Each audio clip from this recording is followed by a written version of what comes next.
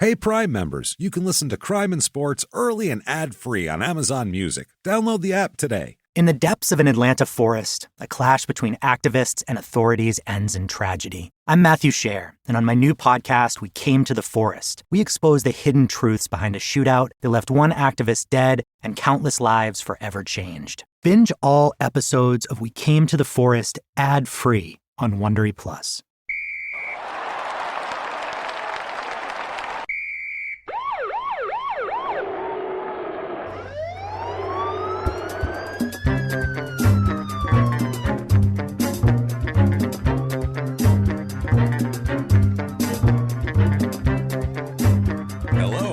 Back to Crime and Sports. Yay! Oh, yay. I'm excited. I'm so pumped. My name is James Pietragallo. I'm here with my co-host. A very excitable Jimmie Whisman. We're pumped today, guys. Hell yeah. Because we have a wild one for you.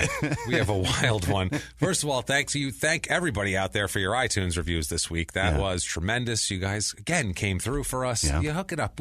Anything we need, you guys are always there. Always there, and we can't thank you enough for that. We love you to death for it, so please do that. If you haven't done it yet, just a quick reminder, please get on iTunes. Mm-hmm. It takes 30 seconds. You got to sign in, whatever. Right. Give us 5 stars. Tell us you're following instructions, following directions. It doesn't matter. This took 30 seconds. That's all you need to do. It took me less than 30 seconds to sign in. We'll be happy. It helps us on the business end more than it can possibly be expressed to you. It's crazy. It really does. It drives you up the charts, and it makes everything run better and worthwhile. It's what makes this whole thing work, are those goddamn reviews. It's sad, but it's true. It really is. So you got to do that. It helps us out a lot. And if that's not enough, if you're like, look, I love this so much. These guys are amazing. They get me through my work day. They get me through my commute. Whatever it is that you're doing, they get you through. Then you can go on patreon.com/crime and sports, and you can give a donation if you'd like to there. There's some cool rewards. Or if you just want to give a one-time donation, you can go to PayPal. Our PayPal is crimeandsports@gmail.com. You can drop us something there,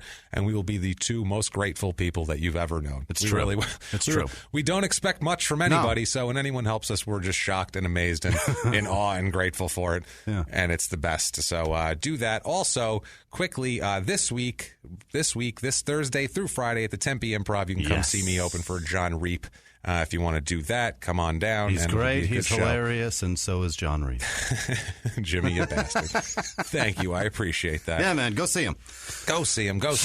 We have a lot of crazy this week, man. We have a whole bunch of crazy. Hope you enjoyed last week's crazy.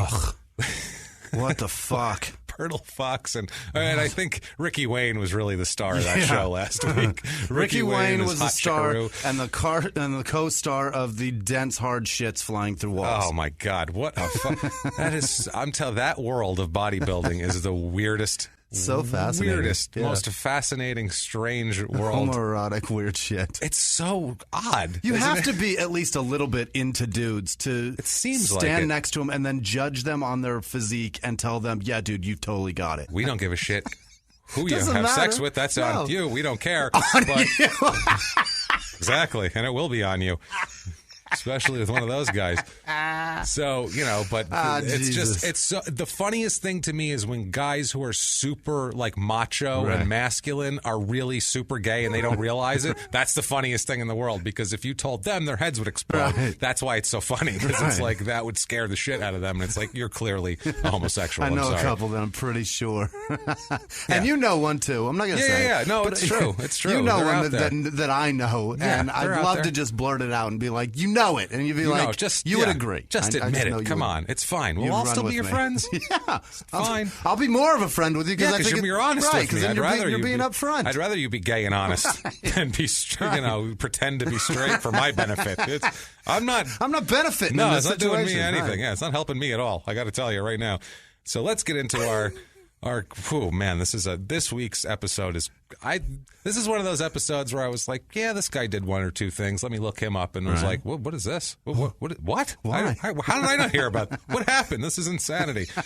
It's one of those cases where you're going to go, how did I not know this off the top of my head? It's the new Vernon Maxwell. This is if Vernon Maxwell and Ike Ibiabuchi had a love child. Oh, fantastic. He would be this man. He would be Alonzo Spellman. Okay. Alonzo Robert Spellman, as a matter of fact, an NFL football football player. We'll get back to a sport that we're comfortable with this week, away from water polo and goddamn rugby and bodybuilding and all these sports that I don't know jack shit about. Right. We're back in our wheelhouse this week. Yes. He's born September 27th, 1971 was the cauldron of crazy. That's when it started bubbling up.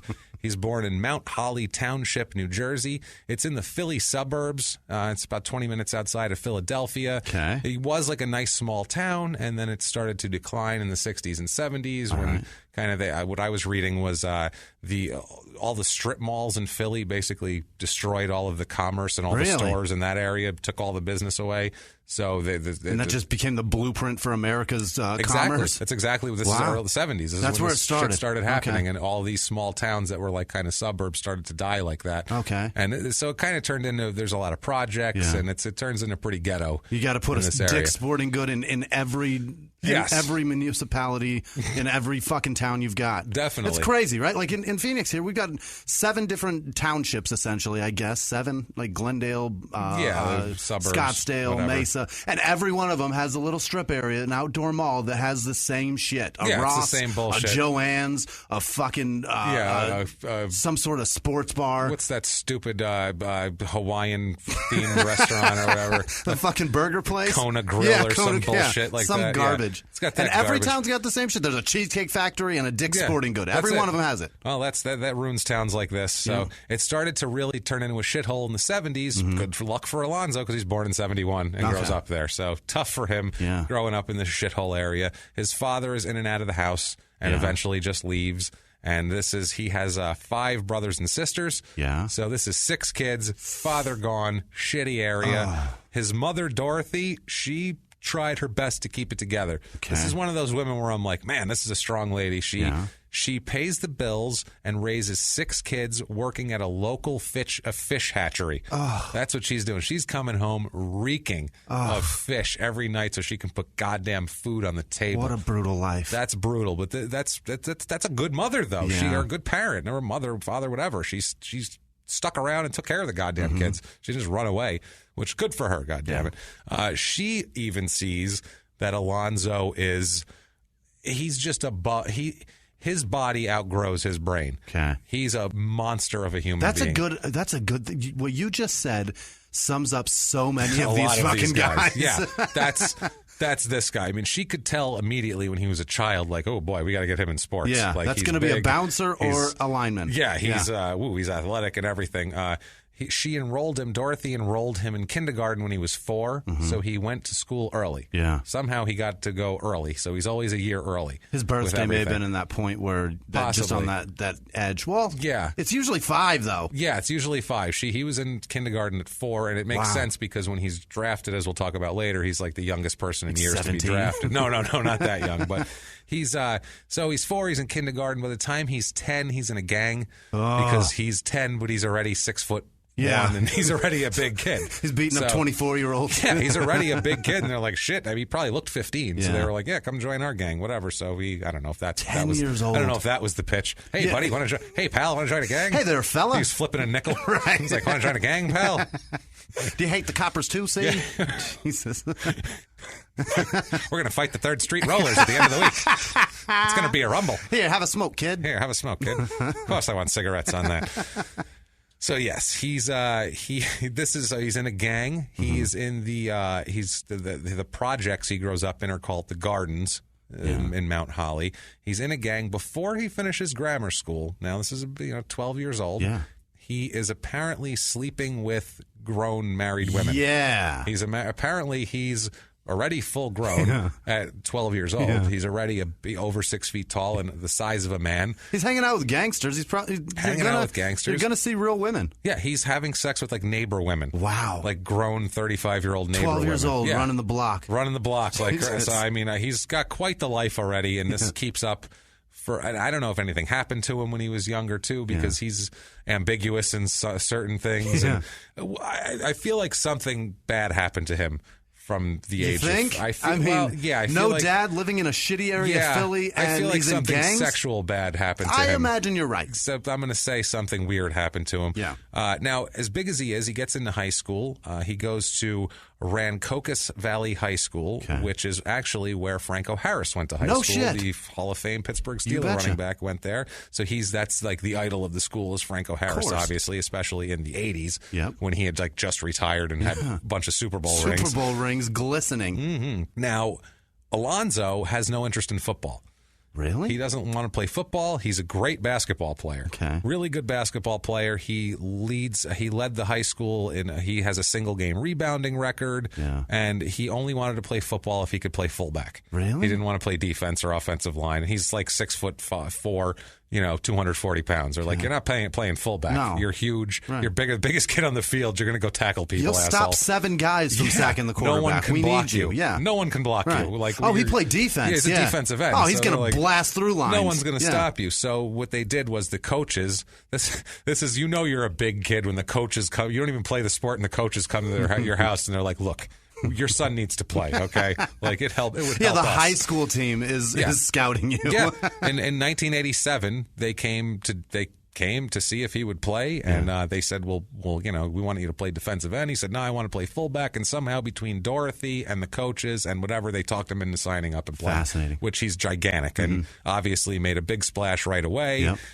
He still plays basketball too. He's starring in both sports. He's 6'4", he's 250, and he has, as they measure earlier, less than 5% body fat. What? Yeah, no, he is. So he's not a fat kid. He's just a big dude. He's jacked. I saw footage of him in high school. It's ridiculous. He looks like a monster. Yeah. His muscles. Really? Dude, he's got like Hulk Hogan arms, and he's out there like just throwing people aside. You should see these kids. It's insanity, man. Kids from the Philly suburbs. He's tossing them around like crazy. It's wild. And these are hardened children from the streets of Philly. Yeah, at that point, these are probably tough kids. He's just tossing them around. He's huge. He's a monster. Yeah. He's that big. It's ridiculous. As a senior, he wins. He's a 1988 USA Today All-America player. As a lineman. As a senior. To give you the idea. They pick him from all the positions. Oh, do they? Yeah. You're okay. All-America from all the different positions. Oh, yeah, that makes sense. Yeah, they put together All-America team. A team, right. So he's All-America, and, that's amazing. He didn't even play football a year before. Okay. He didn't even want to play. He was like, I want to play fullback. A year later, All-America. Hilarious. It's hilarious. Insane. And he was also the New Jersey Player of the Year. The whole state. A lot of people in New Jersey. Literally like 17 million people in New Jersey. This is the opposite of what happened to Michael Jordan. Like, he was super good at one thing, and then he's like, I don't want to play that. I want to play baseball. And he fucking blew it. That's what I mean. But this kid doesn't want to play basketball. He wants to play basketball, not football, but he's amazing at football. And when he's younger, when he's a junior, he's only 15. Wow. So he's a year behind. So he's only 15, and people like him too. He's funny. He's personable. His teammates like him. He's like a younger kid, but they're like, man, we like him, and he's the biggest. He's a force on the field. We love this fucking guy. I mean, he's killing him on the field, and people like him off the field. Banging women everywhere. And he's got older Slanging ladies. dick. Oh, God. Slanging dick and 40-year-old women at 15 years old. All over the place. Like, willingly. Like, he's searching for that. Yeah. That's crazy. Yeah, he's searching it out. I'm going to get me some strange right now. And he's going and finding that shit. Yeah, he's good. I'm not fucking with these high school girls anymore. Now, basketball also, the basketball team goes 24-3, which is tremendous. And he averages 17 points and 22 rebounds a game as a senior. So 22 boards a game.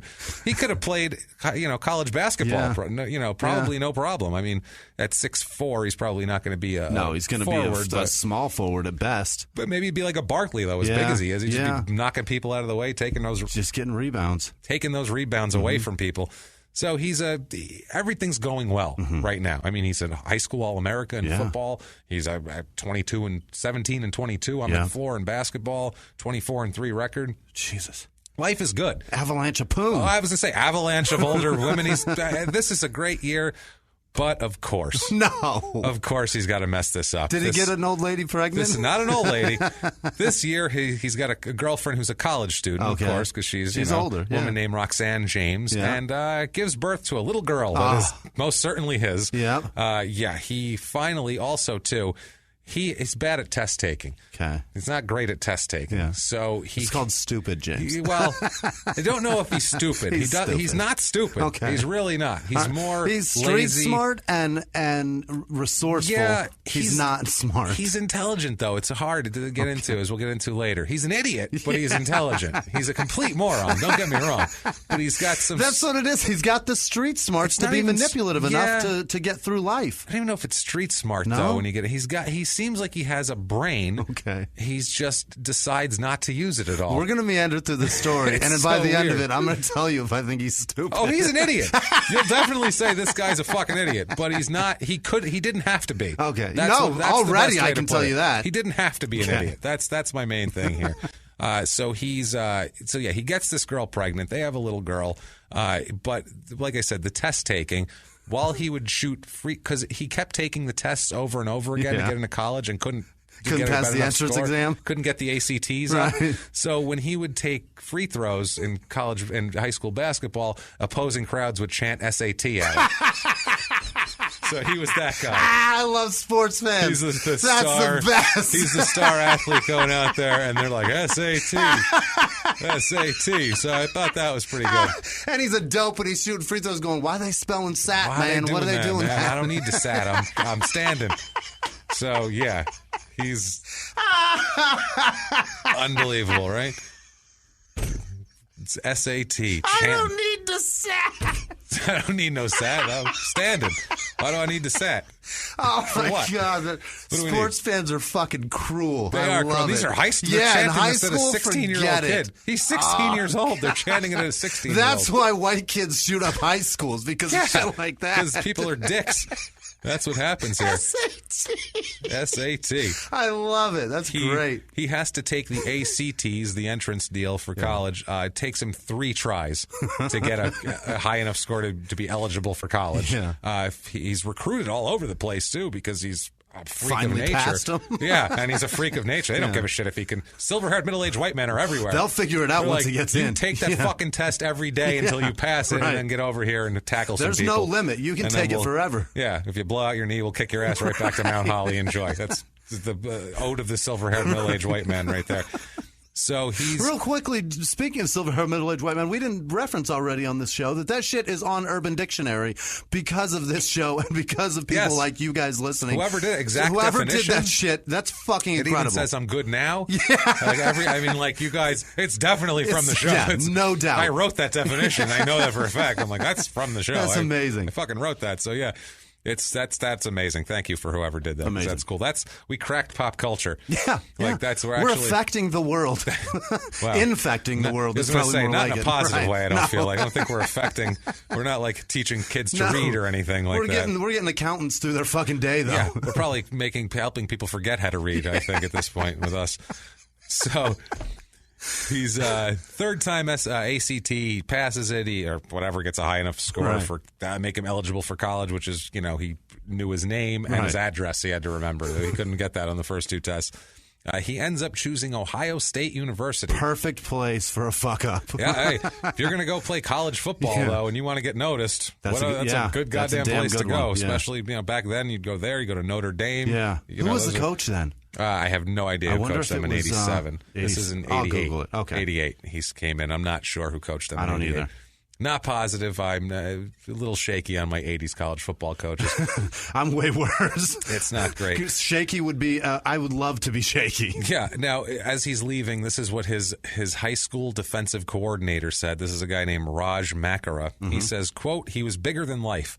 I mean, you're not 6'4", 245, 250 pounds with a 28-inch waist walking around the school building without attracting attention." Wow, a 28-inch waist like that. That's fat. Wow. He's a V. He's wide shoulders, solid muscle down to a tiny waist. He's got those fuck muscles on his fucking abdomen. He's like an action figure. Yeah, he's like a He-Man figure come to life. That's what he is. Yeah, like one of those 80s Remco wrestling figures, the AWA, NWA ones. John Cooper was the coach. John Cooper. Yeah. Oh yeah, that's okay. I've heard of him. Yes, I know him, but yeah, that's so that's where he's going to play. Mm-hmm. He goes to play there in the classroom. He couldn't give a shit less at all in Ohio State. How is he going to care?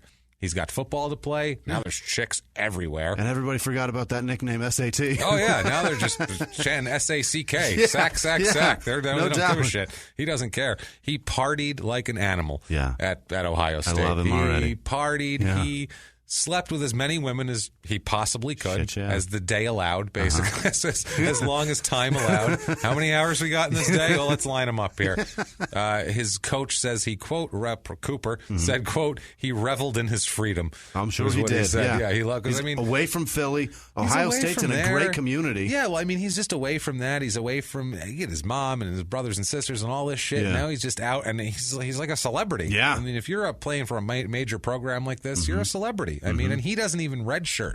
Really? No, he plays as a true freshman. They just threw him right in. Yeah, because he's such a monster. Yeah. And he's like 16 years old, and they just throw him in. That's fucking crazy. That's wild. 16? 16, I think he just turned 17 when they started playing. And he's 17. He's out there blowing up college kids. There's a big difference between 17 and 21. Yeah. There's a huge difference. There's a huge difference between 17 and 19. Yeah, so that's why most people, they redshirt because they're not physically ready yet. Right. With him, they were like, well, shit, he's an NFL lineman physically. Let's throw him in there. What the hell? So as he's going around finding all these girls, having a good time, like I said, he's sleeping with all these girls. Do you think protection's a real big option for him? I'm going with no, because he already has a baby. And guess what? Now he's got another one. So let's have a second baby girl. At 17, he's got 2 daughters. Second baby girl. He's like a freshman in college. Yeah. So this is not going well so far. Already making terrible choices. Terrible. Now on the field, though, does great. He's a 3-year starter. He only plays there for 3 years because we'll get into why. He's a team captain at one point. Wow. His freshman year, he's has 49 tackles and 4 sacks. Alonzo's a badass. He's a badass. 52 tackles and 2 sacks in 1990 in his sophomore year. Now, as a sophomore in 1990, he had a couple of issues. Okay. Not on the field. Yeah. Well, it turns into on the field because of off the field. He was accused of and busted for, found guilty of, really. He did it. Of sending someone else to a classroom to take a test for him. Oh, shit. So he tried to pull one of those where he's like, I'm going to get that Asian kid to say he's Alonzo Spellman, the 5'6" kid who weighs a $140. Go say you're Alonzo. And they're like, I don't think you're Alonzo Spellman. Alonzo, your tan went away. Where are your fuck muscles What happened to you? Alonzo, your fuck muscles are gone. You poor guy. Sit down. Are you feeling okay? You're feeling his forehead. You need to sat. Where are your fuck muscles? Where are they? So he's the imposter was caught because likely, he's not Alonzo Spellman, and so Spellman was not allowed to. He's banned from playing in that year's Liberty Bowl. Wow! So he got banned from a bowl game. That sucks. That's hardcore. Yeah, I mean, that's brutal. They actually had to do something about that to cover their own asses so they wouldn't get further in trouble, I'm sure, because I'm sure they had other sanctions or God knows what with all the silver-haired middle-aged white men running wild. And being honest, I doubt he really set it all up. Somebody told him how to do it. Maybe. Somebody he's smart. I guarantee he was like, yo, I'm going to get this Asian kid. I guarantee it was yo, like, Ming, come here. Come here for a minute, man. He's like, yo, you and your girl want to go to the game? I'll get you some tickets. You want to go to Liberty Bowl? I feel like that's what it was. I really do. He's smart enough to set this up. I hope Ming still went to the Liberty Bowl even without him playing. I don't think so. Yeah, I think Ming got screwed on his tickets. He's like, how'd you get caught, man? How stupid are you? He's like, stupid? I'm obviously not you. What do you mean? The problem is the professor was not stupid. That's what happened. The problem is he knows I'm not Alonzo Spellman. He can tell. Why? Because I'm Asian. That's why. How many Asian kids you know named Alonzo in 1990? Any? Probably not. They asked me where my game plan book was. That's how they knew. I don't know. You're a defensive end, huh? And I said, sure. And what do you weigh? About $148? I don't think so. So I love what they do here too. He's not allowed to play in the Liberty Bowl, and also he's not allowed to re-enroll in school until the winter quarter of '91. So they're like, you come back when there's football to play. Yeah, that's what they did. That's perfect. Like, literally, that's what it was. Like they don't give a fuck about him and his academics. They're like, look, we both know what you're here for. Come back at the beginning of football season. Come back when we need you for that. Yeah, we don't need you here. On the field, he plays well, but it's still below expectations. They expect him to be a freak of nature, shut down the world, be the, like he did in high school. Like he did in high school, and just like they think he can do, like they did when they saw him. They were like, look at him. Silver-haired, middle-aged white men started tingling with spidey sense going crazy, and like, he can help us. He can pay my mortgage. He can do it. He can keep me from getting fired. Yeah. So, he plays there.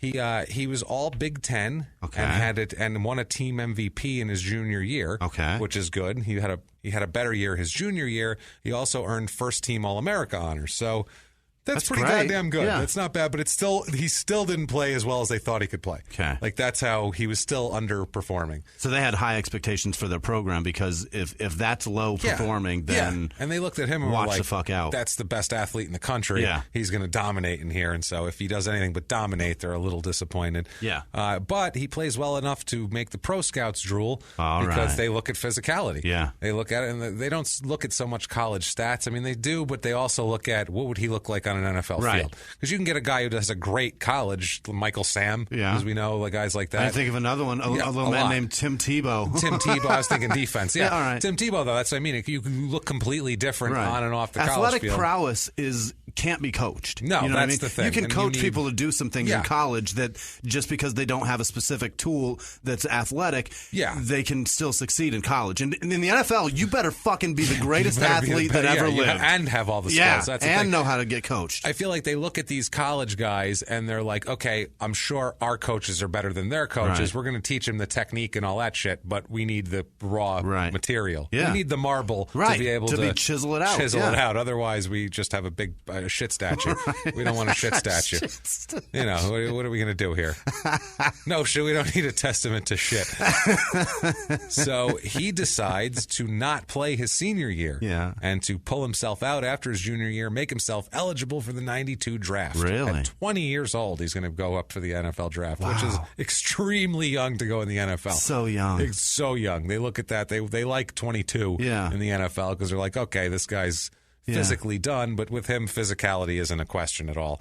His coach at Ohio State, John Cooper, who we discussed, said, quote, you look at Alonzo and put him through any kind of test you want to, and he'll score high. So he's like, that's all it is. He's unless it's the ACT. Unless it's the ACT, and then he's going to need a few shots at that. He starts, there's character questions. All they talk about going up to the draft is his test thing, where getting the guy to scan the test for him and shit like that. They talk about that shit a lot. Yeah, it blows it way out of proportions. We have it in their own words of what he thinks about this. Okay. In their own words, quote, there's been a whole lot of talk about that. It has been a question of whether I can play every down or whether I take plays off. That's something I'll have to prove when I come to the pros. I try to ignore the criticism. When I come to the pros. When I come to the pros. He knows he's going to the pros. This is right before the draft, because everyone in the draft, they were talking about his character questions. That's where he's like, everybody's been talking about that. No. They're going to say I take plays off. Fuck that. Yeah. Doesn't matter because I'm getting paid. Right.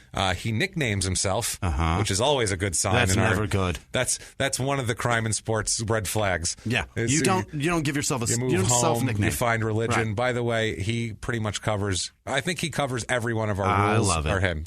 He is the quintessential prototype sports prototype fuck up, prototype idiot who does not follow any of these rules. We went with idiot. I like that. Yeah, I don't know what the hell. He nicknames himself Zoe Man, which isn't even creative. No, and he calls himself Zoe. Later on, he has a white Mercedes with a Zoe license plate. And what year is this? That's what I mean. Alonzo Mourning's already in the NBA. That's what you don't I'm get saying. to do that, motherfucker. No, there's already a Zoe, and he's already go played. by Al, fuckface. If you don't, perfect.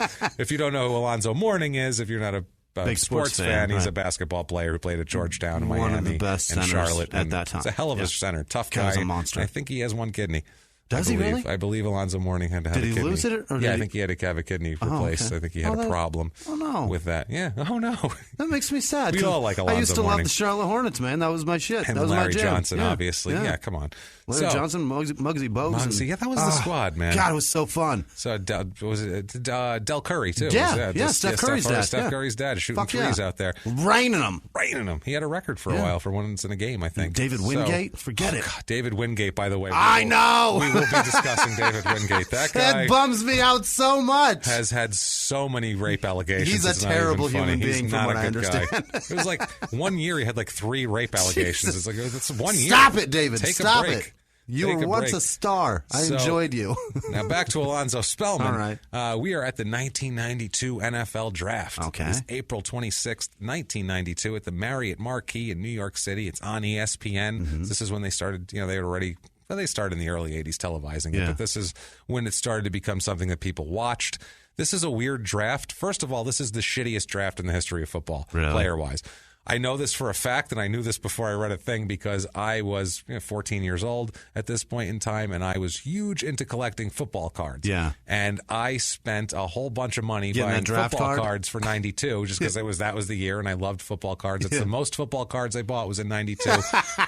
Not a player worth a shit in the entire draft. Not a player, just a whole lot of David Klinglers and guys like that, Quentin Coriat and pieces of shit like that. Speaking of Quentin Coriat, we'll talk about him in a second.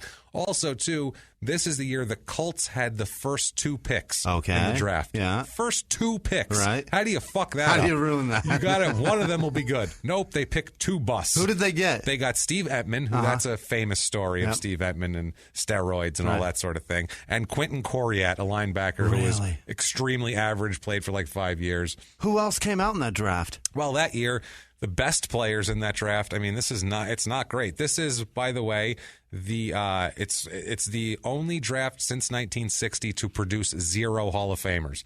Really? Out of hundreds of players, 0 of them were good. Yeah, it's the first rounders, Desmond Howard, who was he's a kick returner. He's not a great. Bears, right? Bears. No, Packers and Redskins at the time. And Packers, he won Super Bowl MVP against the Patriots in 97. Well, same conference. Same guy. Same conference. Close. Not even division. Let's go conference. David Klingler, who was a garbage Cincinnati Bengals quarterback who amounted to nothing. Yeah. Leon Searcy, who was on that Broke documentary. He's pretty entertaining. Jesus Christ. This is Chester McLaughlin. Eesh. Not good, man. Alonzo Spellman at number 22 to the Bears. They choose Alonzo Spellman. A few picks later, he could have had touchdown Tommy Maddox, who won an XFL championship and ended up playing for the Steelers and actually playing pretty well. Robert Porcher. Eesh. Second round, you could have had Carl Pickens, Jimmy Smith, Darren Woodson, good safety, and Levon Kirkland, great linebacker, but not a Hall of Famer, just a good linebacker. And if you want to hang on till round 6, you could have had Mark Kid Diddler Chumara. No. Mark Babysitter in the Hot Tub Chumara. We'll talk about that dick I'm sure we'll talk about him at some point. He was busted with Babysitter in the Hot Tub. That's a Packer too, right? Acquitted, of course. Packer, 6th round there. Hey, everybody, just going to break away from the show for one moment to tell you about our new sponsor, Harry's Razors. Harry's Razors! Oh, they're so good. Are you tired of expensive, ridiculous razors absurd. Don't even do a good job? And they sponsor a football field. That tells you how much they're robbing you blind. Exactly. There you go. But not Harry's. No, Harry's endorses wonderful shows like this one that you're listening to here. I mean, I know you use Harry's, Jimmy. How much do you love it? I get ingrown hairs so much from the overpriced, huge company razors. And Harry's, you don't get those. It's a smooth, close, comfortable glide razor. They're amazing. For decades, one big razor company has relentlessly increased prices and reaped immense profits at the expense of its customers, you. So Jeff and Andy, 2 ordinary guys who were fed up with getting ripped off, started Harry's to fix shaving. Harry's knew there was only one way to ensure quality, so they bought their own blade factory. By taking less profit and selling directly to you over the internet, Harry's offers their blades at half the price, just $2 a blade compared to the $4 or more you'll pay at the drugstore. Harry's is so confident that you will love their blades that they're going to give you their trial set free. Just cover $3 shipping. That's all it is. So easy. Your trial set includes a weighted ergonomic razor handle, 5 precision-engineered blades with a lubricating strip and trimmer blade, rich lathering shave gel, and a travel blade cover. Unbelievable. It's a $13 value for you to try for only $3 shipping. Stop messing around and get started shaving with Harry's today by claiming your free trial offer. $13 value for free. Just cover your shipping. To get your free trial set, including a razor handle, 5-blade cartridge, and shave gel, go to harrys.com/crimeandsports right now. That's harrys.com/crimeandsports. And now back to the show. But Alonzo goes pick number 22 in the first round. So he's a first rounder, man. I mean, that's your first rounder in the NFL. You got it made. It's a big deal. That's doing well by the Chicago Bears. Next day, that was April 26th. The next day, the 27th, there's a fluff piece in the Chicago Tribune already, man. The fluff pieces rain on this guy, by the way. Oh, God, he hits all of them, all the rules he breaks, all the fluff silver-haired middle-aged white men, fluff pieces. This is a crime in sports. It could be like if you are new to crime in sports, this is a good This is a good first episode to listen to. It's just as good as any of the others. The fluff piece is called, quote, Spellman potentially a real plum. Really? Which very creative. Yeah. He's the best athlete available at the time. That's where they took him. We got a quote from Mike Ditka. Yeah? Mike Ditka drafted him, by the way. That's it. Yeah, that's another point. Yes, this is Mike Ditka's last year of coaching the Bears. That was his last one, 92? This is his last year, and this is the last year of the Bears being that Bears, that 80s Bears. This draft ruined Mike Ditka. That's what it is. It didn't help him any. He's like, are you shitting me? Look at these names. This is the last year that Mike Singletary played there, that Richard Dent played there, that Dan Hampton played there. All the guys that made up the core of that team, they got them. It was like after 98 with the Bulls. They just shipped everybody out. Wow. Phil Jackson's gone. Shit can the whole start over. That? Blow it up and start over. So Mike Ditka says about Alonzo, quote, this guy is a very strong, aggressive young man. His football is just going to get better all the time. Is he perfect? No one's perfect. Yeah. So he's like, yeah, I don't care. He can tackle people. I don't give a shit. He said that through a piece of spearmint gum. Yeah, he said, he said it like Norm Macdonald doing a Burt Reynolds impersonation, which is like basically a Mike Ditka impersonation. It basically is. Yeah, that's pretty much. It seems like he had a Mike Ditka impersonation, and he's like, hey, if I put a hat on, I'm Burt Reynolds. If I take this ill-fitting sweater off and just put on a cowboy hat, I'm all of a sudden Burt Reynolds. If I look like the Bandit, I'm fucking, that's perfect. Now, a defensive back named Jeremy Lincoln, who was also drafted by the Bears, said about Alonzo, quote, he was in the mix, but he didn't have to be the man. He didn't have to play outside of who he was, and sometimes he was unstoppable. Because he was a rookie on a veteran defense. Those are those 80s Bears defenses. If you don't know about football, in the 80s, the Bears had...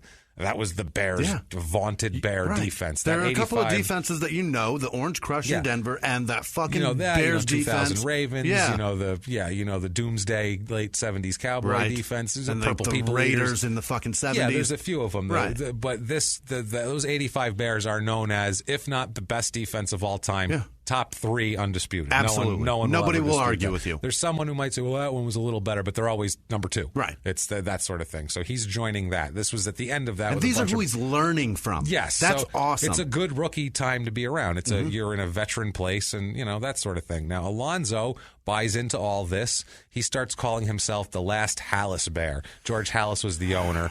So he's saying, I'm the last Hallis Bear. I don't know what he was thinking, why you got to be cocky like that. He really wants to be something. He also told the press that he was the sheriff. What is? No, you're like not. in a Western, he said, because he used to like Westerns when he was a kid. So he's like, I'm like the sheriff from those Westerns I used to like when I was a kid. And it's like, no, you're a football player. Shut the fuck up, make a tackle, get your paycheck. Be a Hallis Bear and just go do it. Yeah, just go do your thing and shut up. Now, he buys his mom a house, which is nice. Good for him. Gets his mom out of the projects, which is, we always like it when people do that. Countless friends take money from him. He's a generous guy. Hands out money. He's got a bunch of poor people that he knows, relatives, friends, brothers, sisters, cousins, uncles, aunts. And they buddies. Explode in numbers when you get money. Absolutely. They come everywhere. They do. And he pays people's bills. He pays their mortgages. He buys people shit. He'll fly people like he flew his family into Chicago for Thanksgiving. And they did it cost him he had to pay for thousands of dollars. Airline tickets, $10,000 restaurant bills he's picking up. Yeah, God, like that. Jesus, really? They're robbing him blind. It's tough. Guy. On the field, he plays in 15 to 16 games. Doesn't start any because he's not in that. The vets are starting here. You still got Singletary. Yeah, he has 4 sacks, though. 4 sacks for a guy who's not starting. Wow. That's fine. Yeah. That's showing potential as a rookie. He's 20 years old. Yeah. You know what I mean? Like, he got to a quarterback 4 times. Yeah, that's not bad. He had 30 tackles, which for a defensive end is fine with that many sacks. That's great. 92 under the team ends up going 5-11, and Ditka is fired after the season, and they start. Can you imagine? They get rid of everybody. They bring in Dave Wannstedt. Ouch! Remember Dave Wannstedt? Yeah. They needed a mustache in there somewhere, so they bring in Wannstedt, who's still kicking around somewhere. God knows where. Yeah, he's going. He was on a coordinator for Dallas. He's Miami's head coach. He fails. He's mediocre wherever he goes. His defenses are always good when he's a defensive coordinator, but when he's a head coach, things don't quite work out so well. So that they have kind of a lousy season. 93, the veterans all leave, and so now the Bears need Alonzo to step up a little bit more, but he doesn't live up to it in 93. Like, word around the league is that you could assign a fullback to block him, and that'll That's enough. No. That's enough delay. You can't have a defensive end where the fullback can block it. No. You want your defensive end to need the offensive tackle and a fullback to block him. Right. You don't want just you a need fullback. a double team at minimum to block or at him. least the best left you want tackle. Von Miller. That's what you want. Their left tackle or something like that. You don't want a guy who's like, just send him over there. He was all appearance. One former teammate that's anonymous said, quote, looks like Tarzan, hits like Jane. Ouch. That's a rough one. Oh, wow. That guy should be a journalist. That's brilliant. That should be That's what I want headlines written in the New York Times. He might be a plum. Yeah, that's garbage. That's a garbage quote. Looks like Tarzan, hits like Jane is fucking brutal, and it's hysterical. It is. In the 93 season, he played in all 16 games. Didn't start any, though. Like I said, they're working him in. 2.5 sacks, 28 tackles. So he's not really dominating. Kind of falling off. Played more. They want him to. I mean, sacks are you could get to the quarterback the exact amount and have 21 year and 10 the next, even though you were there the same amount. But still, they want more production. Your numbers are supposed to incline as you get to year 6, 7. Yes. And then they decline. That's it. That's how it should go. Exactly. That's what they want. 94 season. I'm sorry, 93. 94. 93 season. The team goes 7-9, and so just win a couple extra new games. coach. So that's a start. You can't be mad at the guy for that. Life is good for him, and we have an in their own words. Is this on Grace? Just how good it is right now. We are at Grace. All right. This is Grace because it's not going to be so great very, very soon. Things are going to start really free-falling for him. Good. So we have an in their own words on playing with the Bears and just life in general and how great it is. In their own words, quote, I was waking up every morning and coming out of my house and seeing my car and looking at my clothes, and I was just like, man, this is great. It was like lights, camera, action every morning when I woke up. He's just excited as shit about his life. He's a Hollywood guy now at this point, apparently. He's doing lights, great. camera, action. Yeah, he's just like, this is all you could want. It's just the best thing in the world. I wake up, I'm happy. 1995, he starts the Alonzo Spellman Foundation. Yeah. Listed in the filings, and I have some interesting things coming up on this that I found in the filings. Okay. I got deep into charity IRS records and shit. Yeah, I did. That's right. Fuck yeah. Patreon.com/crime and sports. So, it's listed as being for, quote, race relations. Really? So I don't know. He's trying to get the races together somehow in this. He thinks he's Martin Luther King? I believe he thinks he's Martin Luther King. Yes, he has a dream and he's going to make a difference. So now in the 95 season, he has 8.5 sacks, which is great. That's terrific. Bears finished 9-7, same as last year, but no playoffs this year. Brutal. Now at this point in time, he's starting to get known for things besides his just on the field and just his happy-go-lucky demeanor. Okay. Things like his sexual appetite. Oh, no. Is becoming known. Oh, no. By everybody. Those middle-aged women just excited him so much in his early life. He's one of those guys that they're like, yeah, Spellman, he went out to the club and everyone was like, oh, shit, Spellman. Oh, damn. This is going to be crazy. How many did he get pregnant? Shit is going to turn out wild tonight, man. So one of his former partners, a female partner, said, quote, that was his thing. He's a freak. He loves sex. Oh, boy. So that's everybody's thing, honey. By the way, but his thing is multiple partners. Yeah, that's his thing. Well, and the appetite. It's always constantly. Listen, I'm lazy. Really? I'm not going out and seeking shit. Like, I have a girlfriend, and I'm very happy I do because I'm way too lazy to go out and seek women. I'm just not doing it. I don't want to seek women. Unless they come to the door. I want to fuck one. I want to fuck one all day. But I'm not going to find her. The problem is I've got shit to do. That's the problem. Yes. I got things to do. Well, that's true. Otherwise, if I had a bunch of money and I didn't have to be anywhere, maybe I'd fuck all day. I don't know. There's too much shit. I don't know. I might try. There's a lot on Netflix I got to catch up. I got a lot of shit to do, Jimmy. I'm way too lazy to do that. Once I'm done with that, then I want to move on. I don't want to go find another one 10 minutes later. I'm no. I want the same one, just over and over. Let's get a snack now and relax. But I don't want to go out and find anybody else. Snack, nap, fuck. Snack, nap, fuck. I want to do that all day. That's not bad. That sounds amazing. That sounds fucking great. It's better than this. I don't want to go find I don't want to have to go drink, go to the club. That's what I mean. Search That's them what out, I meant. Pay for their drink, go fuck them, come back and do that all over again. That's not. I could be a single millionaire and I still would be like, I'm not doing that. No, I don't want to be single. Fuck being single. Yeah. I ordered pizza, so I'm going to be in for tonight. I got nothing. I ordered a pizza. I'm just going to rub it all over me. Fuck it. I don't care. I'm going to fuck this pizza. That's what I'm going to do. Well, the rumors in the NFL say he's fucking everything but pizza. All right. Everything but pizza. That includes... Maybe he should have fucked the pizza. That includes not just women. Oh, it's no. rumored. This is not limited to women. That's why I said I think something happened to him early, because there's some... Not that that's what causes... Gay. That's not what I'm saying. But when you're sexually ambiguous, well, you have to sometimes. I don't want to say that. Oh, just because he got diddled. I mean, no, that's not what I said. No. And I don't know that he got diddled either. But usually ambiguity comes a lot from that. So just psychologically. So yeah, it's interest that it's rumors that he's not just interested in women, and also that he was involved romantically with a Bears teammate. Really? There's rumors of that. So I love it. This doesn't play well in a mid-'90s locker room, is the problem. It doesn't play well in 2017's locker room. No, a little better, but definitely not 20 years ago. Right. Now, on the field, he's kind of, he's not the most dependable guy in the world. He's kind of erratic and everything else. And off the field, he's becoming... incredibly erratic. Rumors around, too, in football, like, hey, Alonzo fucking dudes. Like, that's not great for your locker room reputation. No. So they were, people were kind of leery of him being like a defensive leader, because he was a first-round draft pick. All their old guys left. He should be stepping into a leadership role. And they're like, I don't know if we're following... Captain.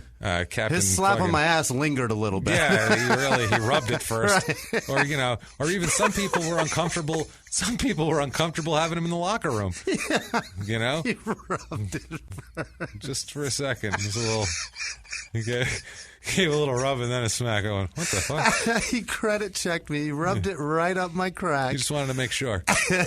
Good game. You didn't have to put your finger in there. Just making sure you had everything. What? Great tackle. Did you just try to fuck me? What just happened? So unbelievable, man. So he also becomes involved in off the field too. He's a nice guy too. He becomes involved with a foundation called Americans All, which provides tutoring and scholarships to low-income students in Chicago. He targeted his efforts to the West Side's elementary schools, and he would do this with schools later on too, where he would take high school students and take them to D.C. for government things, to learning and seeing how things run. That's awesome. And he would consult with professors to see what he should be guiding them toward and shit. He's got a good heart, this guy, and shit like that. This is a guy where every time he fucks up, you're like, no, stop it. You could be such a good person. Yeah. You can make a difference, Alonzo. You can do things, and you're not doing them because you're a fucking idiot. See, he's not stupid. No, he's an idiot. He's an idiot, yeah. So far, I think that's where we are. He's not stupid. He's an idiot. Yeah, so the 96 season on the field, Bears go 7-9 again. They seem to go 7-9 every year with Dave Wannstedt here. He has 8 sacks on the field. Not terrible, not great, pretty good. After the season is when his contract is up. Yeah. It expires, and the Jaguars push hard for him.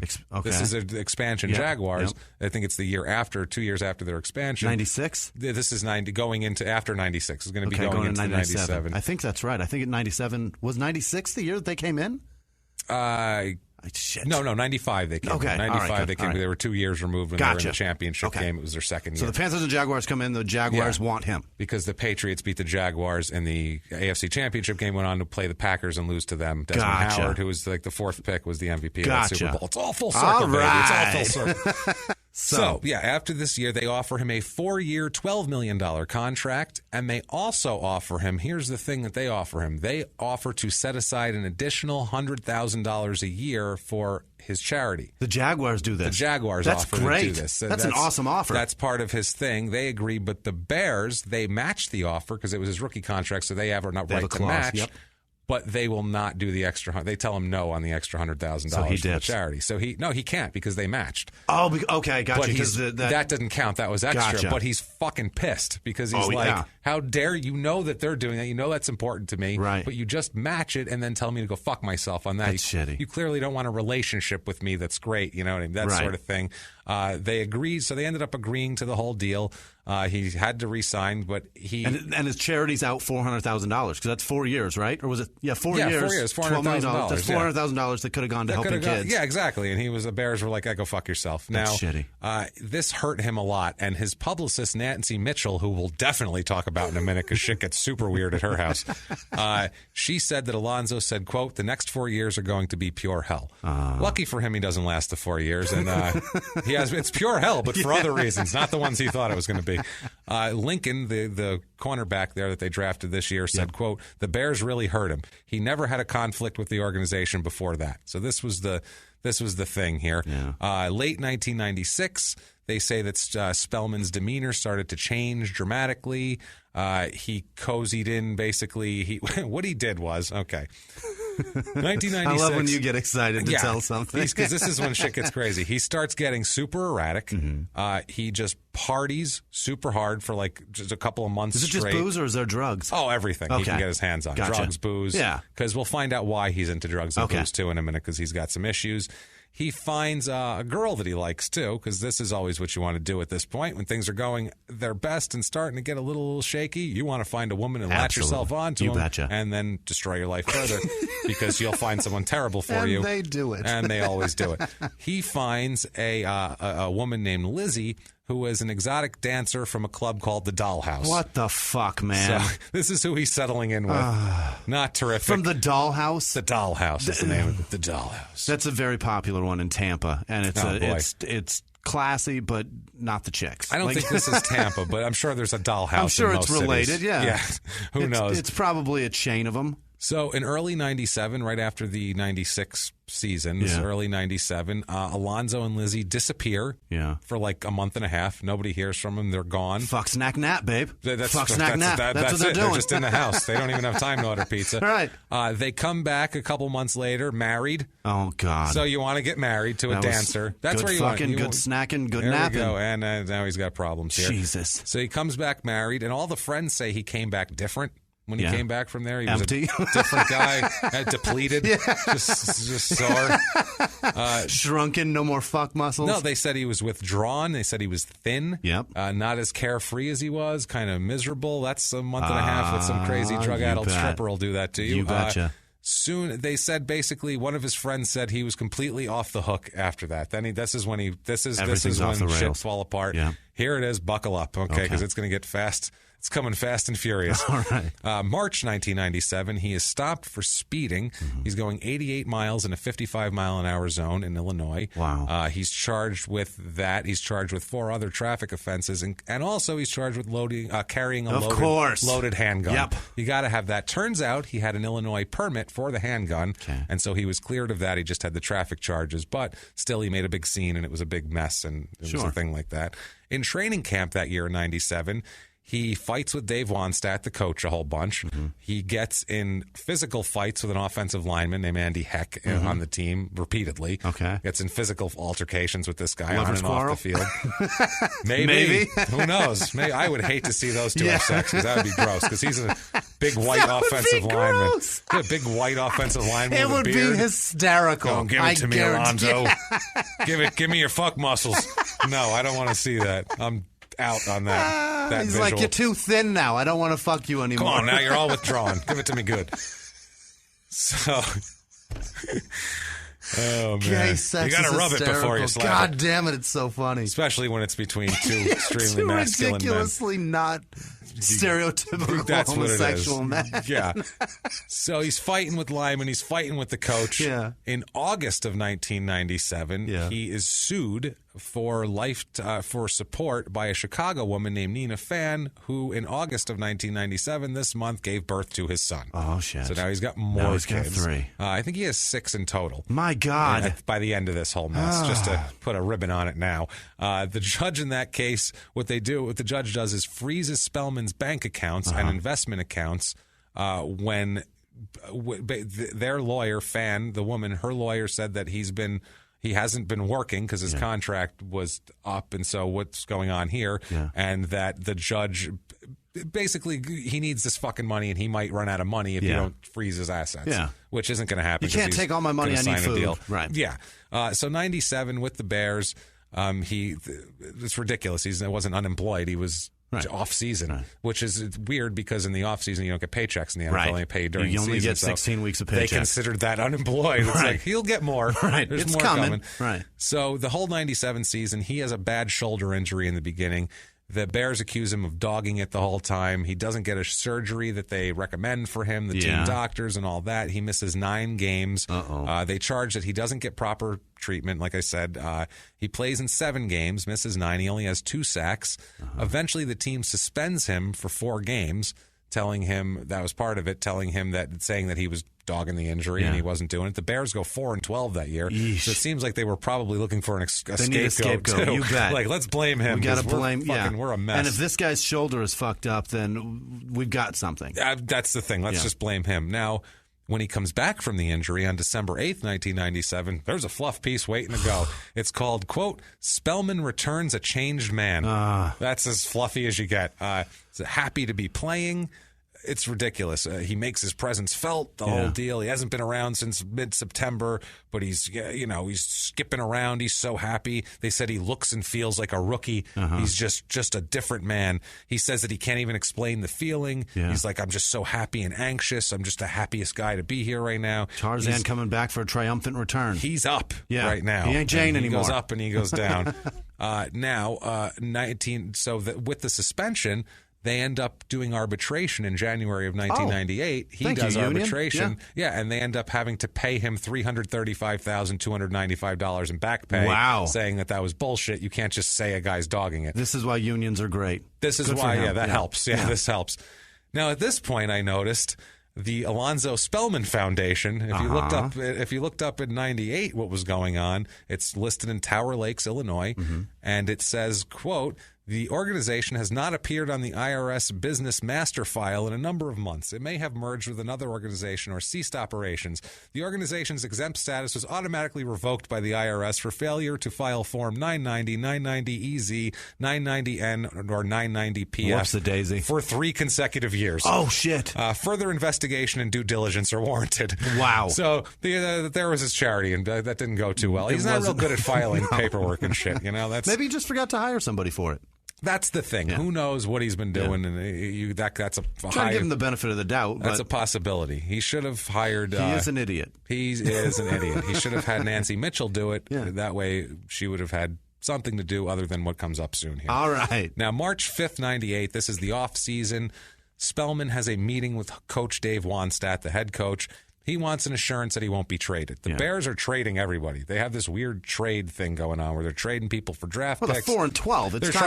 They're trying to burn it down again. They burned it down 4 years ago. They're like, fuck it, let's burn it down again. None of this is working. So Wannstedt would not give him an assurance. Really? That he wouldn't trade him. He's like, I can't do that. Can't guarantee you. Can't do that, Zoe, man. Here's the thing, too. If you're offered a great quarterback in exchange for a couple of linemen from defense, you're giving them what they want. To build your team up, if it's beneficial to your team, you're going to unload some shit. They're just dumping shit for draft picks, trying to restock. Listen, man. In football, you don't get player for player, generally. At 4 and 12, for draft pick. At 4 and 12, I'm taking my chances on another 92 draft. That's what thing. I'm doing. You never know. And these were better drafts, too. Yeah. Shit, 98 could have paid. Get out of here. Things happen. Great. So Alonzo gets super pissed off and storms out of his office, like loud kicking things, kicking garbage cans. Defensive line coach Clarence Brooks tries to calm him down and chases him. He fucking completely ignores the guy, blows past him. Some little fucking guy trying to, hey, come on, man. Still got his headset on. Come on, dude. We haven't played in months. It's been 3 months since we've had a game. Why are you wearing that shit? Why are you wearing that shit? Hooks into my disc, man. So I take it out, I put it in another thing, it works out really well. Chasing you, slow down, it's skipping. Jesus Christ. Doesn't have the buffer. Doesn't have it. So March 5th, 98, he does that. They don't hear from him until the next day when he announces to the press that he's retiring from football. What? That's what he said. You won't trade me? I retire then. That was his Can you play. do that?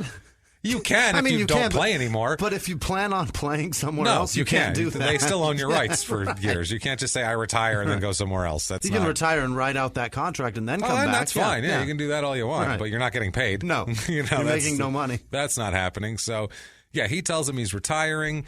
He went to Hallis Hall and spoke to his agent and did the whole thing. He told the team about it and the press. Said if they tried to call him, he wouldn't return anything. The vice president of the Bears, Ted Phillips, said, quote, "We assume he is still a Bear. Until a player is placed on reserve retired list, he's still on the active roster." So, I don't know. He's a Bear now. He's still ours. I don't know. He's fucking crazy. What do we know what he's doing? So, this is terrible. Now, that was March 5th and March 6th. Mm-hmm. Now, March 9th, 1998. Yeah. This is when the crazy Jack in the Box. You've been cranking it, we've been cranking it. This is when it pops out, and it's just like, this is, whoa, fuck, that's crazy. Right. So this is March 9th, 1998. We're in Detroit, where Spellman, his family, Spellman's family lives there, and he lives there. Lizzie, his stripper wife, finds him wandering the streets, shirtless and shoeless, just wandering around, right? So she's like, this is odd. That's some scary behavior. What do we do here? Yeah. So she loads him in the car to take him to Nancy Mitchell's house in Chicago. Nancy Mitchell is his publicist. Right. He is supposed to go to take a steroid test in the morning that for the league. It's a steroid thing. Right. So he's got to take a test. Right. He's going down there. Anyway, he goes down there. They get in Lizzie's car. They drive through the night to reach the house at 5:30 in the morning. Along the way, he's drinking. Oh, boy. He's drinking. He's pissed off. He's drinking. He's dozing off, in and out of consciousness, drinking. You know, you just think, oh, maybe he just needs to have a few drinks and sleep it off. Maybe everything will be fine. He gets there. He finds out that the test is going to be delayed because there is a huge blizzard in Chicago. Okay. Huge blizzard. It's a good thing. It's a good thing. No, because it's supposed to be administered at Nancy Mitchell's house. Oh. There's supposed to be a doctor coming because that's what they do. The doctor can't get there through the blizzard. They knock on your door. Right. They'll come knock on your door. There's guys all the time that say, yeah, I'll just get it off season. I get a knock on my door at 6 o'clock in the morning. That's and I got to go piss in a cup. You know, like no matter what I'm doing, I got to stop and go piss in a cup, which is fucking ridiculous. But anyway, I don't care if you're on steroids. I don't or not. either. Yeah. Juice up, go out there, go be nuts. fun, be entertaining. Try not to concuss anybody. Do you know how much a ticket to a game costs? Yeah. You know how much my NFL ticket costs? Pay at for home? those steroids. Go nuts. Yeah. Go crazy. Invest. Yeah. Invest in yourself. Yeah. We'll put it that way. Invest in yourself. Costs me a lot to watch this shit. You better perform. He was hip-hop's biggest mogul, the man who redefined fame, fortune, and the music industry. The first male rapper to be honored on the Hollywood Walk of Fame, Sean Diddy Combs.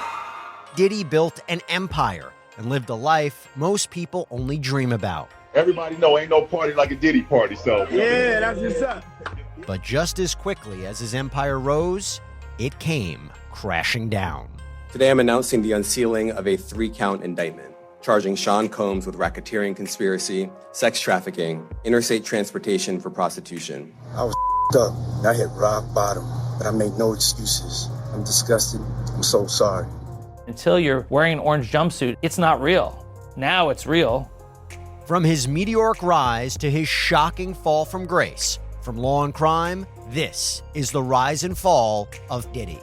Listen to the rise and fall of Diddy exclusively with Wondery Plus. In the 1980s, a rosé swept the country. Hey, Mike, I really like this White Zinfandel. Well, good. Now put it down. I'm going to try another one. White Zin became America's top-selling wine. But most don't know that this sweet drink has a sour history. What began in 1986 with counterfeit bottles. A big fraud, a multi-million-dollar fraud. Sent investigators chasing one of the most powerful families in the business, the Licciardis. But the closer the feds got to them, the more dangerous things became. It's a story of deceit. At the time, I was paranoid. Threats. You touch my kids, I will kill you. And murder. With a .22 caliber bullet to the head. What started with a scheme to mislabel wine spilled into a blood-soaked battle for succession. Welcome to Bloodvines. You can binge listen to Bloodvines exclusively and ad-free on Wondery Plus. Join Wondery Plus in the Wondery app, Apple Podcasts, or Spotify. Now back to the show. That's the thing. So he goes nuts when he finds out that the steroid test will be delayed. Yeah. He's like, no. He starts losing his mind, rips a phone off the wall, kicks a garbage can, starts doing all this shit. He's freaking out. This is at 8 a.m. They got there at 5:30, 8 a.m. He said, I can't get there. The doctor said I can't get there because of the snowstorm. Yeah. Loses his fucking mind. throws a lit cigarette on the floor. He was a smoker, too. Always a smoker. From back in the college, he's a smoker, this guy, which is odd for an athlete, in that kind of great shape. But he's a smoker. What are you going to do? So you hear that? You can smoke and still have fuck muscles. There you go. Go nuts. No problem. Yeah, they're not going to affect your fuck muscles. So he throws a cigarette butt out on her floor, and then Nancy Mitchell said, quote, then Alonzo pulled the phone off the wall. That was the sign that he needed help. That was our signal that maybe this was something we couldn't handle. The no shoes, no shirt thing didn't fucking raise a red flag? Maybe he's okay now, but now they're like, okay, this is nuts. He tossed around art objects all around her, art books and shit he's throwing her. Breaking Fabergé eggs and shit. Started going nuts. Then he starts threatening suicide. And he starts saying he's going to kill himself. Okay. Nancy now Mitchell, it's not funny. Yeah, Nancy Mitchell said that she knew it was time to do something when he said, quote, I want to kill myself. Yeah. She was like, okay, we need to... Some shit's deep now. We need to fix this. Yeah. So she's also kind of his personal assistant, publicist. She takes care of all of his shit, basically. Yeah. She and her son had died 2 years ago, killing himself. Oh shit! So this to her is like, she hears I want to kill myself. She's on the phone. Yeah. Now and let's get you help. Good. So Mitchell said, quote, he was trying to get a reaction from me. He knew he was going to feel the pain the most. I told him nothing you can do won't make me love you. Mm-hmm. So she was trying to like, hey, you can't piss me off. It's fine. So she ends up dialing 911 because she can't talk him down. Now, what ends up happening is that the weather made it so all of the cops are on the road. All of the cops are like out directing traffic. There's all the lights are off. They're tending to accidents. There's nobody available. There's no cops to come. The only cops they have available is the SWAT team. Oh God! All the regular officers are out. Yeah. So the SWAT team is dispatched to the house. So they're like, how do we talk? We have to scale the roof. We have to we have to break out windows. We have to jump in. That's what we're trained to do. That's what we're going to do. So 10 SWAT team guys come. They have helicopters. They have machine guns. They really did it. They perimeter the deal. They don't invade the house, but they perimeter. I mean, they act like it's a fucking. This is just a guy who said he's going to kill himself. Right. Like it's not a hostage situation. You could just situation. go walk up and talk to him. You don't have to like surround the house. This is only escalating it. So they're out in the front yard. He comes out into the doorway. He's got a big leather belt. He's like swinging it around and snapping it like a whip at him, telling him to get the fuck away from him. He said that if anybody moved. If anybody moved at all, he would crack the belt like a whip and freak out and say, "Don't come near me, goddammit." And so this is the type of shit like. This is how people get killed. Yeah. Like, some guy could have just been a little itchy that day and shot him, and they would all unload it on him. And they didn't want to kill a bear. No. Like, not you don't want to kill a bear in Chicago. No. Like, that's not a great look. And it's bad PR, generally. It's like the kill Ohio a bear. Zoo. Especially if he doesn't have a gun aimed at you. Right. It's going to look bad. Right. So it's not good. So that was a gorilla. Whatever. Yeah. Well, either one. But they're afraid of him. They're afraid of him as shit, and they don't know how. That the cops are scared. He's a huge, crazy man who's acting like a lunatic, and you can't reason with him. Right. So they have no idea how this standoff is going to end. It goes on for 10 hours. What? 10-hour standoff with the cops. With a suicidal man. With this giant, suicidal, crazy guy. And he didn't do it in that 10 hours, so he clearly wasn't so devoted to it. What ends up happening is Mike Singletary, the all-time Bear great, one of the greatest middle linebackers Probably in history. Probably the best Bear ever. One of the greatest Bears ever. Walter Payton might have something to say about that. Terrible 49ers coach, but a great Bear. He was head coach. Yeah. He is driving around. He hears this shit on the radio. Wow. And he's like, what the fuck is going on? He's like, he knows Alonzo Spellman because his rookie year. He showed him how to be a Bear, right. So what Mike Singletary does, he hears where it is and he drives there himself. Wow. This guy's a man. What a hero. He drives himself to the house. Yeah. He goes through the cops. He says, and the cops aren't going to stop him. He's Mike Singletary. He just looked down through his eyebrows. He said, I'm going on in the house. And they were like, right here, right this way, Mr. Singletary. We'll shovel a path for you. The scariest eyes in football ever. Oh, they were. He was scary. A monster. And he steps into the house. Yeah. They let him into the house. And, Alonzo's not going to push Mike Singletary away. So he said, this is what Mike Singletary said about it. Quote, Alonzo was just sitting there in a chair in the middle of the room, and he had been drinking a bit. And when I walked in and he was just sitting there, out of it, really out of it. The only thing he really asked me to do was, he said, if you'll promise that you won't leave me, you'll stay with me, then I'll go. So he's scared at this point, Alonzo. Yeah. He's sitting there scared, freaked out, and he doesn't want Mike Singletary to leave him like he's his dad. And he's like, please take me there. He just needs somebody familiar that knows. He's reverted to being like a scared child at this point. It's really quite sad what's going on with him. And this is why I say I like this guy and I root for him, and then he fucks it up. And the psychology in that seems like, though, he's got a stripper girlfriend and a female publicist, and his dad left him. He just wants a guy, a strong man, and a dad to be around. Scared. And Mike Singletary's a guy that... That's a dad. It's a dad type. Yeah, that's Mr. That's your dad. Well, yeah, he'd yell at you and you'd listen. If he tells you what to do, I don't give a fuck who you are. You listen to that man. That's a dad. Right. So Mike takes Alonzo to the hospital. They go together. The cops let him go together. Police said no charges are going to be filed against Alonzo. It was just a little incident, and it probably on their end didn't need to be that escalated either. Right. They probably could have had one cop just go and go. Probably could have done that. Hey, you all right, Alonzo? Yeah. That would have been, we could have figured something out. We treated this shit like The Negotiator with Samuel L. Jackson. Yeah, no, that's true. Now, there's a cousin of Spellman's who also played for Ohio State, a guy named Larry Walden, and he just says people are quick to find Spellman menacing because he's huge. Right. And he said, quote, that standoff was more of an expression of anger inside a person than anything else. He didn't hurt anyone. He just said he wasn't leaving. I think the situation with the Bears was building up. He felt the Bears were turning against him. Yeah. So he makes sense. Didn't know what to do. So he goes to the hospital. They take him to the hospital in Chicago.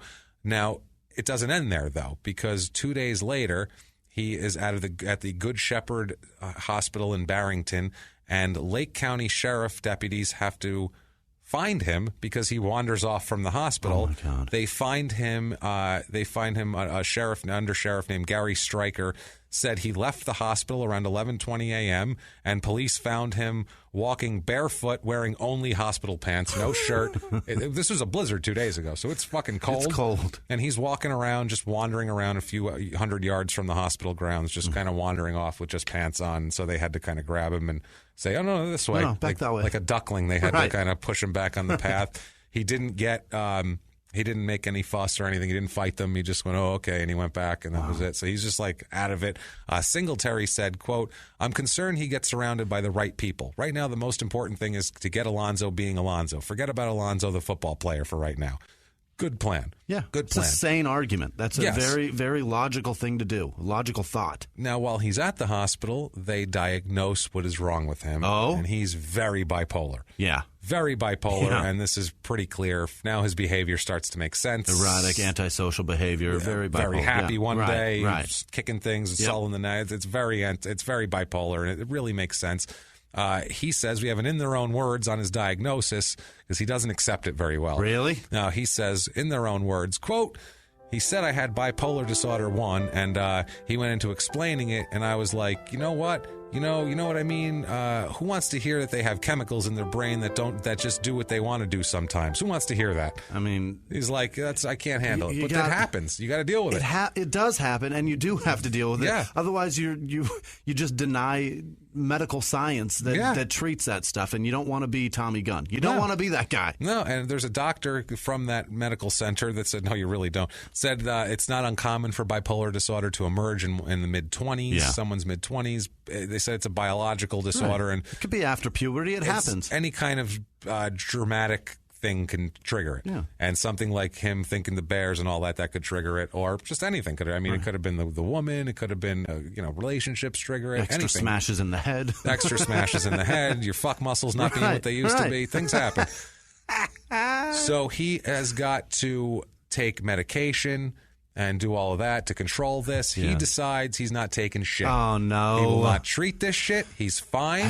He's going to self-medicate with alcohol and whatever drugs he can get his hands on. Listen, this isn't turning out well. See what I mean? After only a week stay at the hospital, he's off to Detroit again. He takes off, goes to Detroit.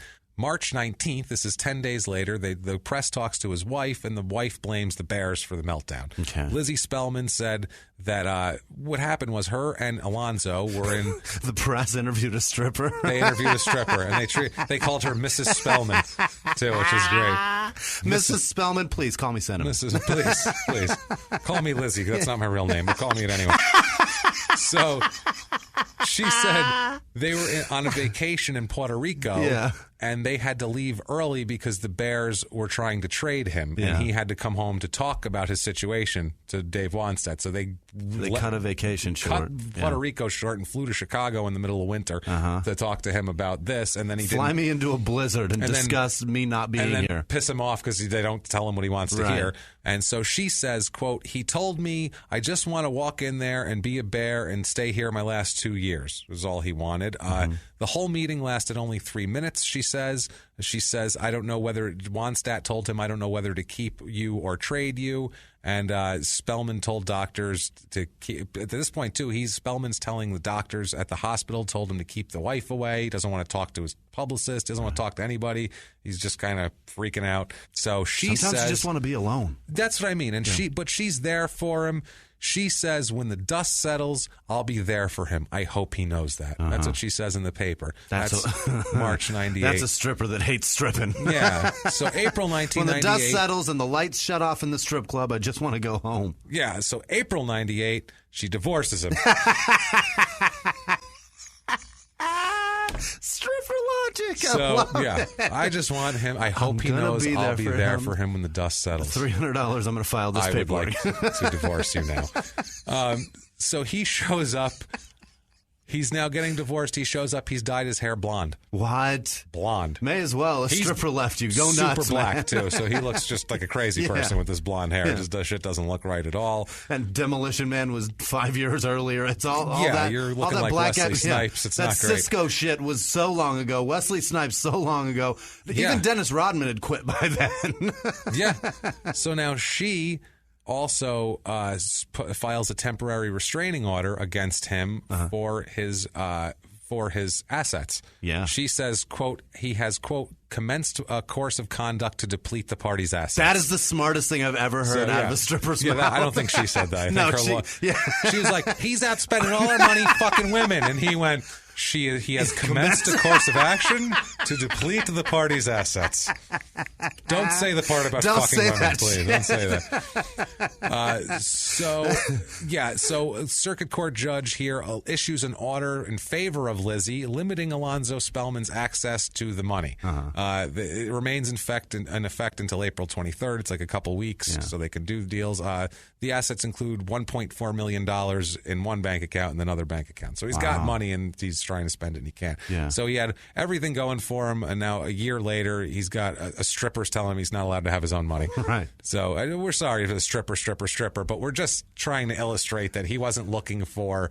He wasn't like, I'm trying to find a woman who's like, maybe someone who does like pharmaceutical sales, somebody who's got like a nice career. Somebody bringing some extra shit to the table. He was like, she's got drugs. That's all what he found. Yeah, she got drugs.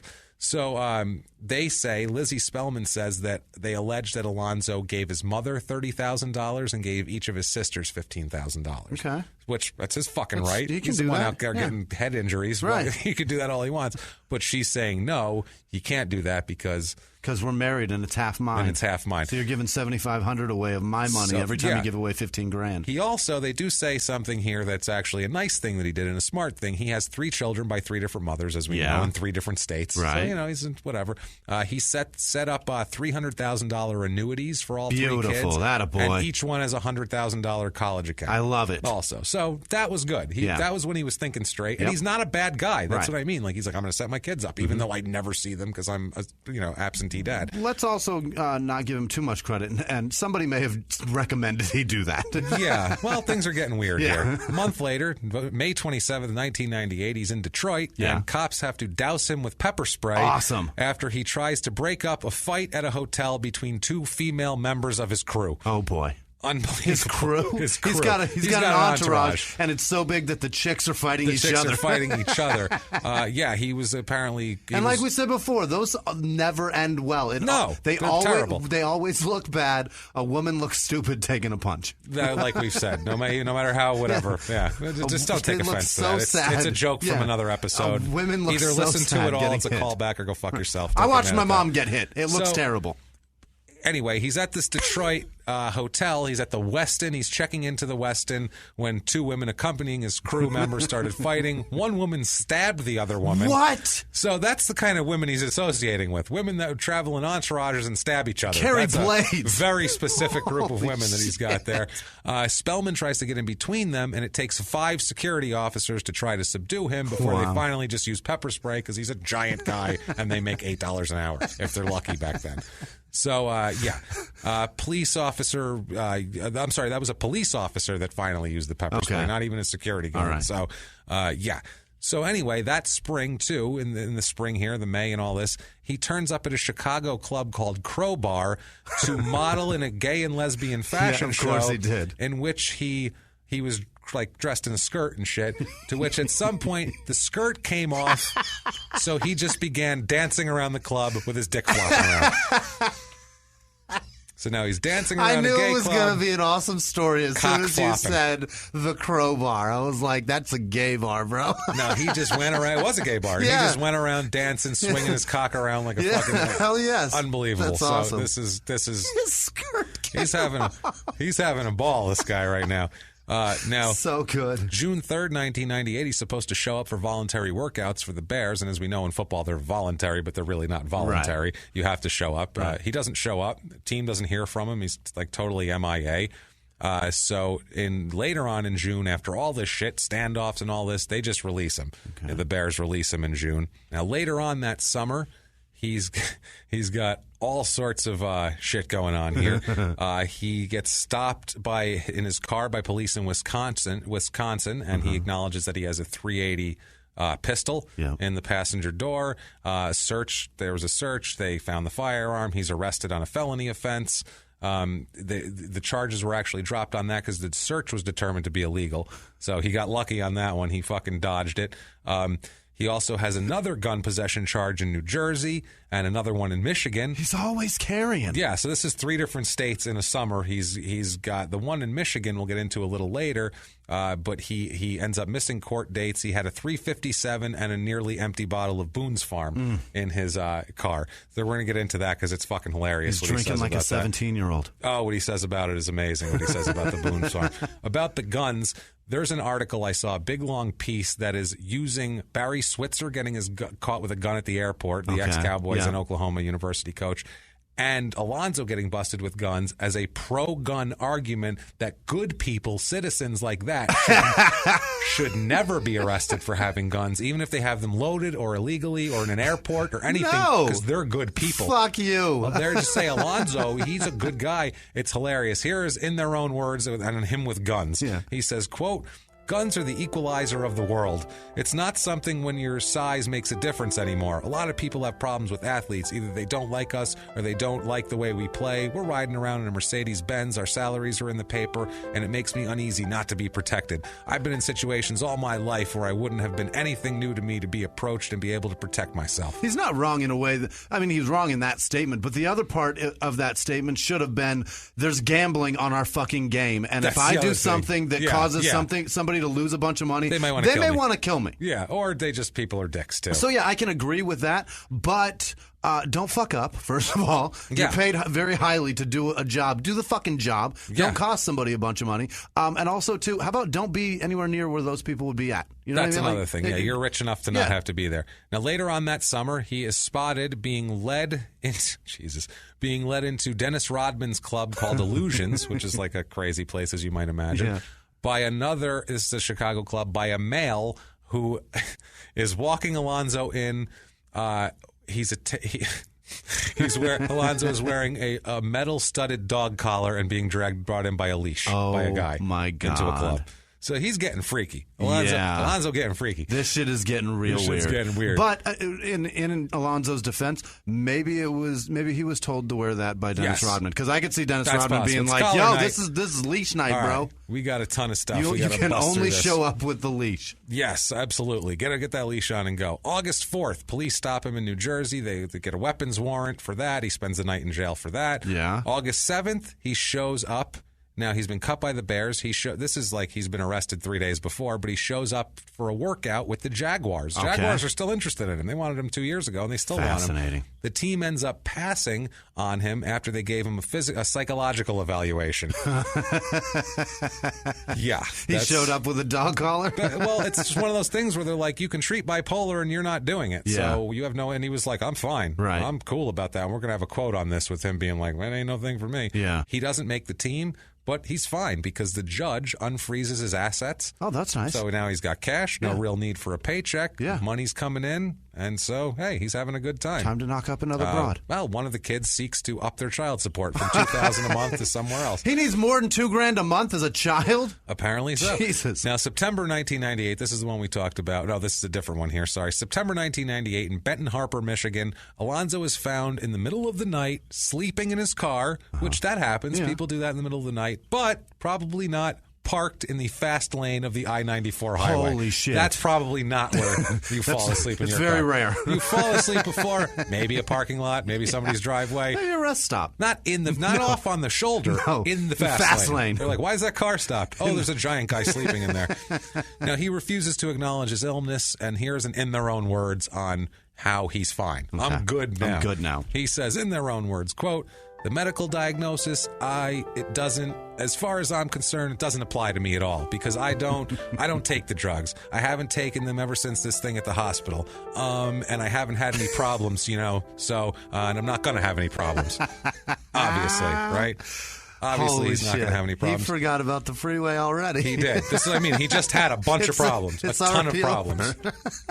It's fine. I'm good now. I don't need the drugs. I'm good now. Sure, man. Now, what does he do at this point? So he's got, let's recap real quick. Yeah. He's got, he's been, he's doing drugs. He's married when things are going badly. Right. He's done all this stuff. What's he going to do now? Moves back to his hometown. You betcha. Of course he does, because that is a crime and sports rule. Here's the thing, too, with mental illness. If you're prescribed the medication and you don't take it, your other option is fucking focus on you then. There's no boozing, there's no drugging. No. You don't get to do that stuff if you're not balancing your life. Take your fucking medication. Right, take your prescriptions. I was prescribed a bunch of it, and I refuse to take it because I hate drugs. I don't take it. But it's for depression, not bipolar. That's a good point. That's different. That's different. I don't mind being a little sad. Right. As long as you're not suicidal, it's fine. Right. You don't want it to affect your weird... Because as comics, we're very weird with our brain chemistry because our weird shit, that's what makes us a living, is being able to think of odd shit that people don't think of. So if that's dulled, you might not be able to. That's what comics think of. That's the creative part. Bipolar's a different thing completely. That's a chemical imbalance. You need to fix that shit. That creative is finding new ways to open a vein. Yeah, that's what I'm saying. So he's staying in a seedy hotel in Mount Holly. He's got, he's hanging out, going to like all the old neighborhood places he went to, and all the kids are treating him like he's a fucking celebrity because he is, and they're like, oh shit, and he's huge, and he picks up the tab when he's down at the convenience store. He'll pick up the tab for everybody down there, buy all the kids candy, shit like that. He continues to Nancy Mitchell he's not even paying her anymore. She's still helping him. She said, because I guess he was there for her when her son died. Yeah. So she's going to be there for him. She says, quote, Alonzo helped me rediscover who I am. Now I'm just supposed to drop him because he's sick. Right. So that's nice. She's got his back. Unlike a silver-haired middle-aged white man. Yeah. She's like, I'm not even making money, but he's a good person. So she's not a silver-haired middle-aged white woman anyway. Kind of like me and you right now. Yes, exactly. We're not even making any money, but I'm here for you. We're here for me. I'm here for you. So December 30th, 1998, lawyers for Spellman asked to have, because he's got more, by the way, he's got more assets locked down from another case. Nice. So they're trying to get those released so he can support an out-of-wedlock child born. Earlier this month. So that's his fourth kid. So he's like, hey, all the child support, I need to get a little more because I got another one now. He's requesting that another $2,000 be freed up from an investment account so he can pay that. And he also asked to have unlimited access to his checking account because he's like, well, I'm filing. What the fuck? Why not try to get some cash out of this? So July 30th, 1999. Things have been a mess for this guy. Yeah. He signs with the NFL football team. Which one? Well, who do you think? I'll give you 2 guesses. The Lions? No. Okay. 2 guesses. The Raiders? No, that'd be my number 1. Cowboys. There you go. It's the Cowboys. And I wrote next to it, the Raiders must have been full. Because that's the only reason why. Roster full. Yep. Hilarious. Cowboys will take a chance on anybody like that. He accepts a 1-year contract for the veteran minimum of $400,000. Yeah. He can make another $400,000 in incentives. His agent, Lee Steinberg, who's super agent extraordinaire, said, quote, Alonzo is very enthusiastic about the ability to play football again. Dallas has been evaluating Alonzo for many, many weeks now. He has made great progress in his battle against emotional illness, and they're satisfied that he can be a productive player. All right. Whatever you say. So he's on the team. They love him there. In November 21st, 1999, in the Dallas media, he announces, I found God. Oh, fuck. Crime and sports rule number 3 or whatever. Don't find religion when things are going bad. Don't get married. Don't move home. Don't find religion. He is 1, 2, 3. Boom. On that shit. Yahtzee. So he announces he has found God. Mm-hmm. He becomes real Jesus buddies with Deion Sanders. Oh, no. All that shit. They're like all Jesus-y buddy and all that crap. Whatever. Good for you if that gets you out or whatever. But I think he's just trying to fit in. It doesn't save people with he needs medication. Shit. Then he can worry about Jesus once he takes his medication. Right. Go to church. I can give a shit. Get sane and then figure out Jesus. Get sane, then get saved. You don't go the opposite. There you go. That's a good idea. So 1999, he starts all 16 games with Dallas. They use him. He has 5 sacks. Dallas goes 8-8, but they make the playoffs that year. That was that weird year where they made the playoffs at 500. They lose to Minnesota in the first round. Chan Gailey gets shit canned, the coach there. Now, January... In 99? In 99, after this he got... Was that when the Vikings played the Falcons? They claimed that the Falcons could hear their headset monitors, and the Falcons went to the Super Bowl, and Denver annihilated them. That is the one. Now, we have another fluff piece, January 7th, 2000, called Spellman Sees the Light. All right. About how he's good now, everything's fine, it's his rebirth as a man and a football player, and I mean, it's the whole deal. He says... Summing this whole finding God and all this up into one thing here, he says in their own words, quote, anybody who thinks football is the important thing in my life is really missing the point. Yeah. Jesus is really the number one thing in my life, and that's the only reason why everything else is okay. Yeah. Jesus Christ is the only thing that makes me happy every morning and makes me happy every night. It really is. He had to beat me down and really take everything away from me in order for me to just listen to him. Yeah. And I listen. Of course. Whenever you hear whenever you have the Lord in your life and he's the number one focus in your life, everything is so easy. Yeah. Jesus Christ can do anything. He's a physician, he's a lawyer, he's a doctor, he's everything. He really is. Tell me more, Alonzo. No, he's not. He's a carpenter. Take your fucking medication. Take your medication. Anybody that says Jesus Christ in their argument for Jesus or for God, I'm out. I'm out. If they claim he's a lawyer, I think you've thought into it too much. Jesus and you keep saying Jesus Christ, like I think you're joking. Yeah. So the 2000 season, 2000 with Dallas, 15 games started. Real quickly, that's more ridiculous than what the Red Tarzan called the Jews.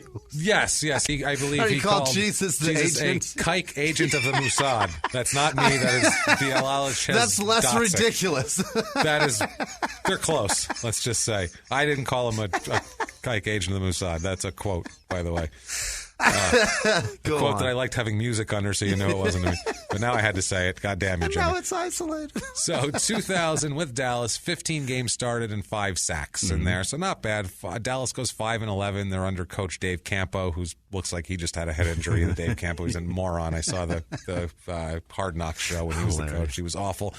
2001, he signs with the Detroit Lions. Oh, he does play with the Lions. He ends up playing with the Lions, plays in 5 games, has 1 sack. The Lions release him. Of course. After he's released by the Lions, he starts taking his medication. Holy too little, shit. too late. He manages his bipolar disorder. This is what, with the end of the Cowboys and the Lions, is when he started taking the medication. Okay. So for the last 2 years, he's been taking medication. Okay. That's why everyone's saying he's doing better. Gotcha. It makes him think he knows Jesus personally, but at least he's...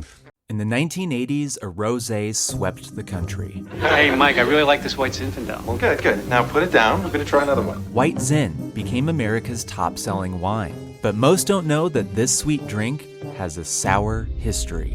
What began in 1986 with counterfeit bottles... A big fraud, a multi-million-dollar fraud. Sent investigators chasing one of the most powerful families in the business, the Licciardis. But the closer the feds got to them, the more dangerous things became.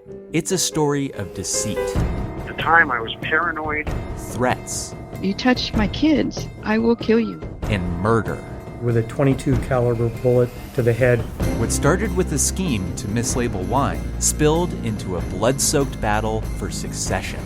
Welcome to Bloodvines. You can binge listen to Bloodvines exclusively and ad-free on Wondery Plus. Join Wondery Plus in the Wondery app, Apple Podcasts, or Spotify. A few miles from the glass spires of Midtown Atlanta lies the South River Forest.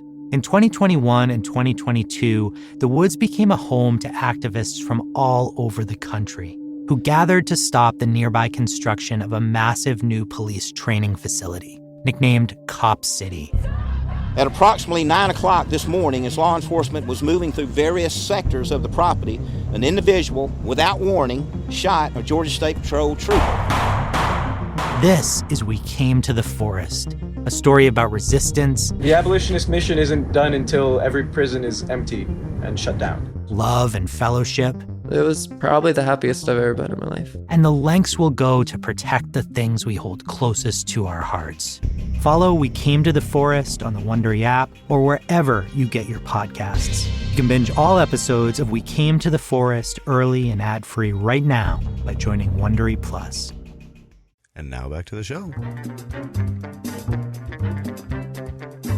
As soon as he gets out of the league and gets cut by the Lions, he stops taking his medication. Oh, God. And guess what? Problems happen. Yeah. July 16th, 2002, he's arrested in Dearborn, Michigan on charges of drunken driving.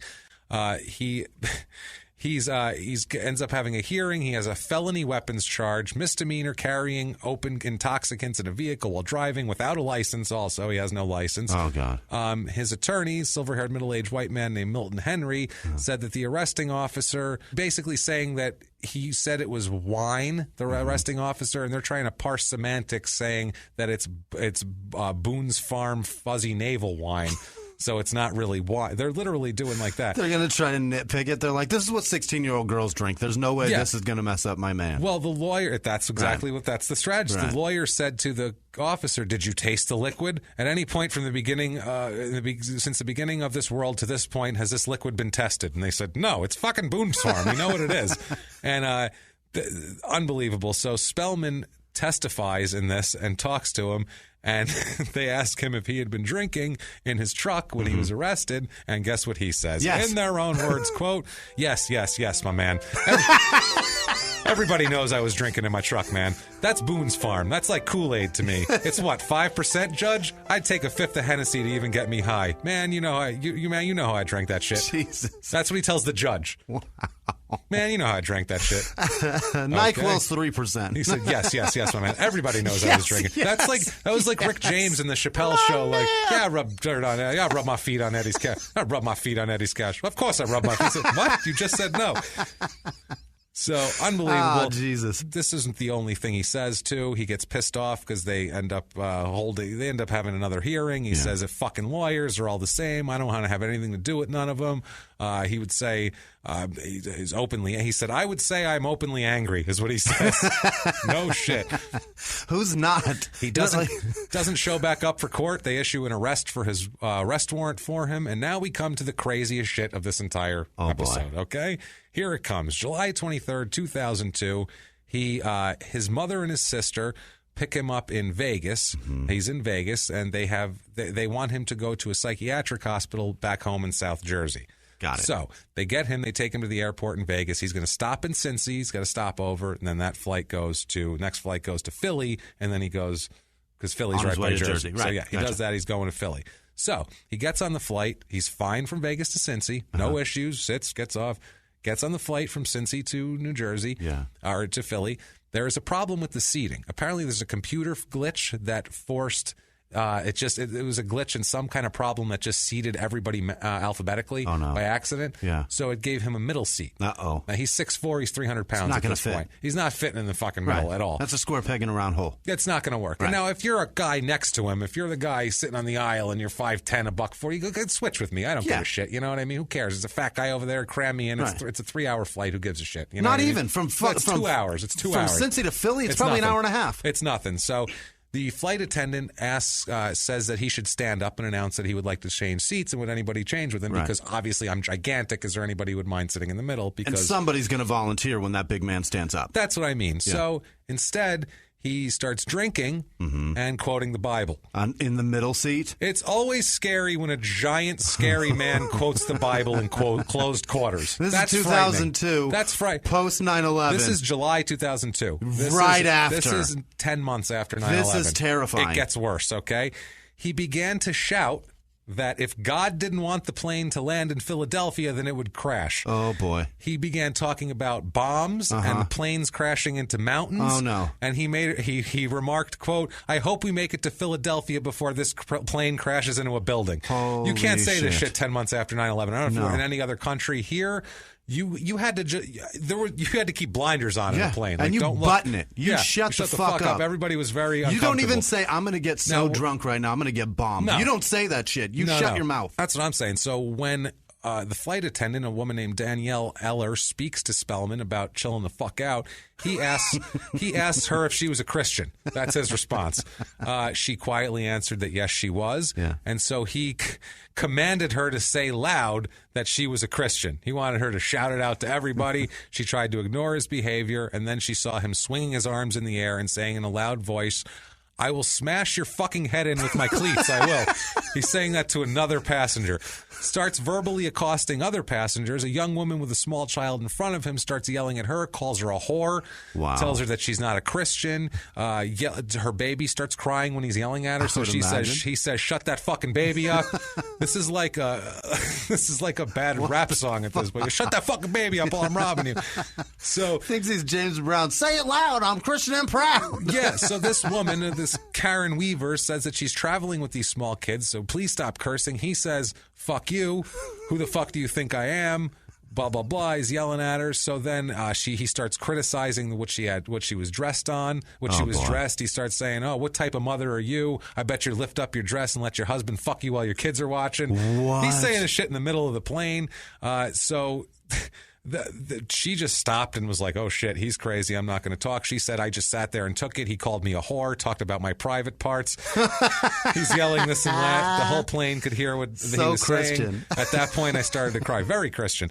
Spellman then realized that next to her was her husband, which is glaring at him, but he's not going to fight the guy. No. So Spellman says, what are you doing? What are you going to do about it, Dad?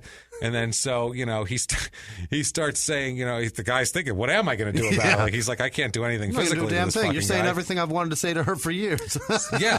So then he starts talking out loud about opening the door in mid-flight. And so they're like, what the fuck, man? So passengers are starting to make a plan to take him down. Literally. They're like, we got to take this guy down. So we did it on 9/11. We'll do it today. Yeah, they all think they're fucking heroes now, too. They're like, this is our chance, guys. Like, let's roll. This is our chance. One of the passengers goes and hides in the bathroom for the remainder of the flight. That's me. Locks himself in. I got to shit. I'm staying in here a while. Now, when they land, police, Spellman said they had to make an emergency landing. Yeah. Spellman says they're going to have to carry me off in a body bag if police come in here. So that's not something you want to hear. God damn it. The captain, Robert D. Freund, who's not exactly Sully over here, he radios in and asks for priority handling. Can we get an escort?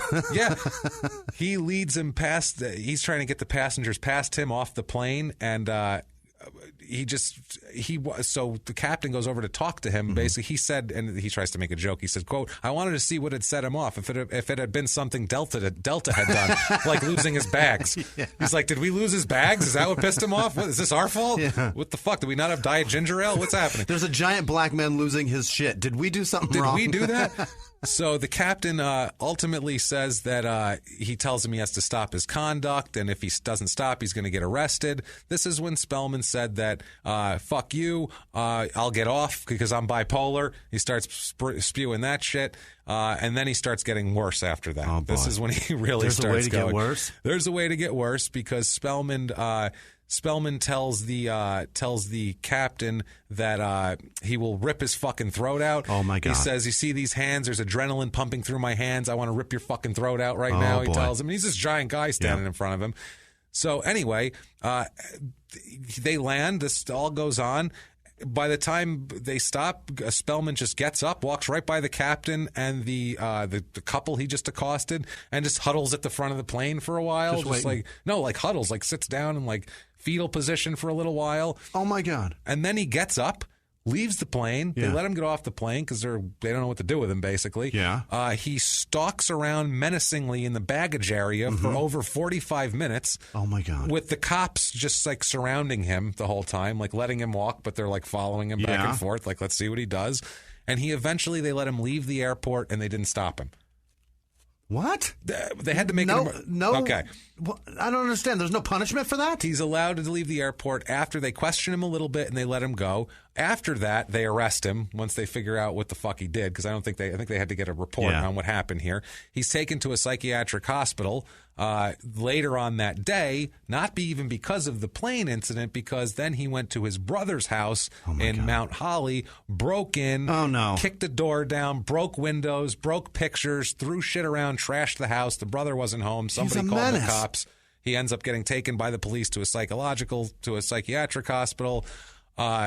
So we have an in their own words on what the fuck was going on here. In their own words, quote, I pretty much thought that was it. That was the end. So I started to act out and had another manic episode. Whatever came to my mind, I said it. And I said it out loud, and I said it very aggressively. And it rubbed some people the wrong way. You think? That rubbed people that were thinking you're going to crash a plane and calling your wife a whore? I'm 2,000 miles away in a studio, and I'm terrified. And still 15 years later, and that's I'm what I scared. mean. Defense team doctor talks to him for 10 hours to prepare for the defense. He's a complete silver-haired, middle-aged white man, He says, what my opinion is, and still is today, is that the illness created a situation where he couldn't monitor himself. He couldn't stop himself.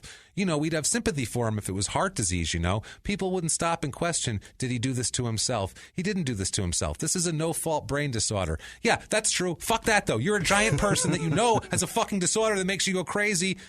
Fucking take your medicine. Manage it. This is like having a fucking huge dog and not walking around with a leash on it, and then being like, they had no way that the dog would attack him. Guess what? There's a clue, because it's a giant fucking dog. And the dogs bite, and giant people who have bipolar disorder cause fucking problems. They bite.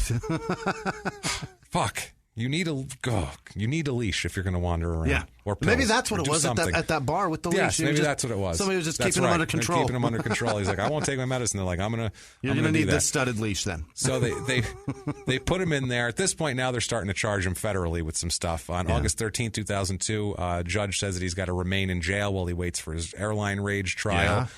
He denies bail, saying that Spellman is dangerous and shouldn't be released. The first smart person in this whole fucking case.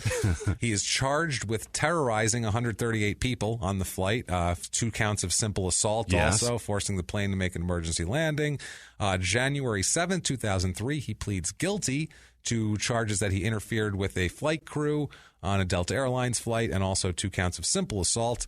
On January 29th, federal prosecutors announced they want Alonzo Spellman to serve a prison term for threatening the passengers and crew. Wow. The prosecutor said Spellman should get prison time when he's sentenced on February 3rd. She asked that he be given the term of 4 to 10 months. Okay. She says, quote, he shows no true appreciation for the lasting fear and harm he inflicted on the people on the plane, saying that he can't believe that he is in jail for a little cursing, because that's what he said. Without a real understanding of that harm and serious commitment to our plan for better mental health, the government contends that this defendant will only repeat his harmful conduct. Probably smart. Yeah. Spellman's attorney says that jail time's inappropriate because he's been held since August anyway, and that all of his outbursts throughout history are due to bipolar. He's never harmed anyone. He just needs medication. She said he's not a hardened criminal. He's a person who suffers from mental illness. He has been on medication since he's been detained, and he is stable. Yes, because he's taking medication, so that's why he's stable. February 2003, the judge asked Spellman if he would like to address the court. This is for sentencing. The judge says, how you doing, Mr. Spellman? He says, doing fine, Judge. And I would like to say that I understand I was wrong, and that's why I pled guilty. I've had a chance to see myself through the eyes of other people. I now know I need to take my medicine. Well, no shit. Thankfully. He said, I know I need help. The judge says, you heard what these people had to say. And Spellman said, yes, sir. So the judge said they were scared, and it's unfortunate that had to happen. He then talks about how he He was taking a bunch of amphetamines. Oh, my God. While he played football and while he was going, he's taking a lot of amphetamines to stay up and stay aggressive and all that. And, that's bad for his mental health also. Yeah. So the judge said that, well, don't worry, because you will receive blue chip treatment in this prison system. And Spellman nodded, and then she said, you have many years ahead of you, and I hope that you can leave your demons behind. And said, you, sir, may fuck off 18 years, 18 months. You, sir, may fuck off less than that. Okay. 18 months in federal prison. I was say, that's steep. I can't believe I didn't hear about that. I know. You almost feel bad for him. I mean, because he's done all this shit, and you got fucking scared people on the airlines, and his goddamn kids are everywhere. Who knows? His mom's still working at the goddamn hatchery. Yeah. The Bears got a shitty pick. The 92 draft was awful. The Cowboys got fucked over. Everybody's screwed. I feel bad for all these people. Really do. But not nearly as bad as the one Alonzo Spellman on the face of the earth I found about him, who is a white kid with a Facebook profile. A white kid named Alonzo? He's a white kid with a Facebook profile where he's standing there with his shirt off. And that's all I know about him. I'm sorry. White kid on Facebook. That's the only Alonzo Spellman. That kid gives Alonzo Spellman a bad name. I have to. Yeah, he does. He does. I had to friend request him to get more information. Hilarious. Like, fuck this kid. I know you exist. That's good enough for me. Whatever. So he's forced to take his medication in jail. And on jail, we have it in their own words here. He says, quote, in their own words, quote, handcuffs, shackles, orange suit, dark room, you can't control the light. That pretty much put it in perspective for you how important the medication is. No shit. He served 16 months of 18 months. Wow. So they made him do it. Almost the whole thing. They made him do it. Yeah, he's released in, that includes the time served while he was waiting. He's released in November 2003. He'll be on 3-year probation, which includes seeing a psychiatrist, staying on medication. He begins trying to get tryouts with NFL teams. Nobody wants him. It's been years. So October 19th, 2005, he signs with the Las Vegas Gladiators of the Arena League. Wow. Yeah, that's tough. He says, we have an in their own words about that. He says, in their own words, quote, I wanted to go over to the big show. No doubt about that. But when I found out what the buzz was behind closed doors and what was really being said about me, I braced myself for the negativity. Canada and NFL Europe didn't work out, probably for the same reasons. Then I had a chance in the AFL to be part of something that's growing. That's progress.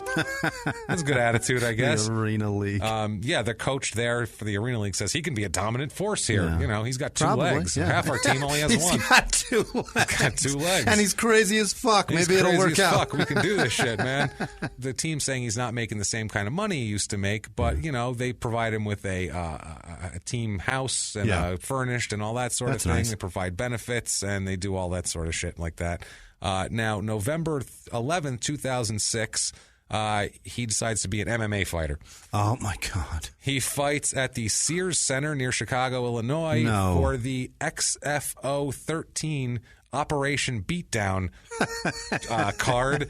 He fights Antoine Herc Hayes and wins in a unanimous decision. He didn't take his meds and he beat the shit out of somebody. Yeah, unanimous decision. He wins and never fights again. So he's undefeated. He's a winner one place. Yes. So January 29, 2008, he's in Tulsa, Oklahoma, and he is arrested after being chased by police for 20 minutes. Chase began when police responded to a disturbance at a convenience store in Tulsa that he caused. They chase him. When they arrived, Spellman got into his Chrysler Pacifica. Things are getting worse. He had a Mercedes. Oh, my God. And drove away. The arresting officer said, quote, he took us on a little pursuit through the city. We had to use stop sticks that took out 3 of his tires. Wow. They had to do that. After the vehicle stopped, he refused to get out of the car for about 20 minutes until police fired pepper spray bullets through his windows. Oh, my God. And then he came out of the car That's after bad that. News. He was booked into the Tulsa County Jail, and his bond was set at $10,700, and he was still in jail. So now he gets out of there. Yeah. He's wandering around Tulsa. He's trying to figure out something to do with himself. Not a great place to wander. He's like, what do I do? He's like, God damn it, I don't want any Domino's pizza. There's nothing to eat here. Then he smells one thing. Oh. And he goes in, he opens the door. And it's the shawarma man. It's a little. It's the shawarma man. And he says, like lamb.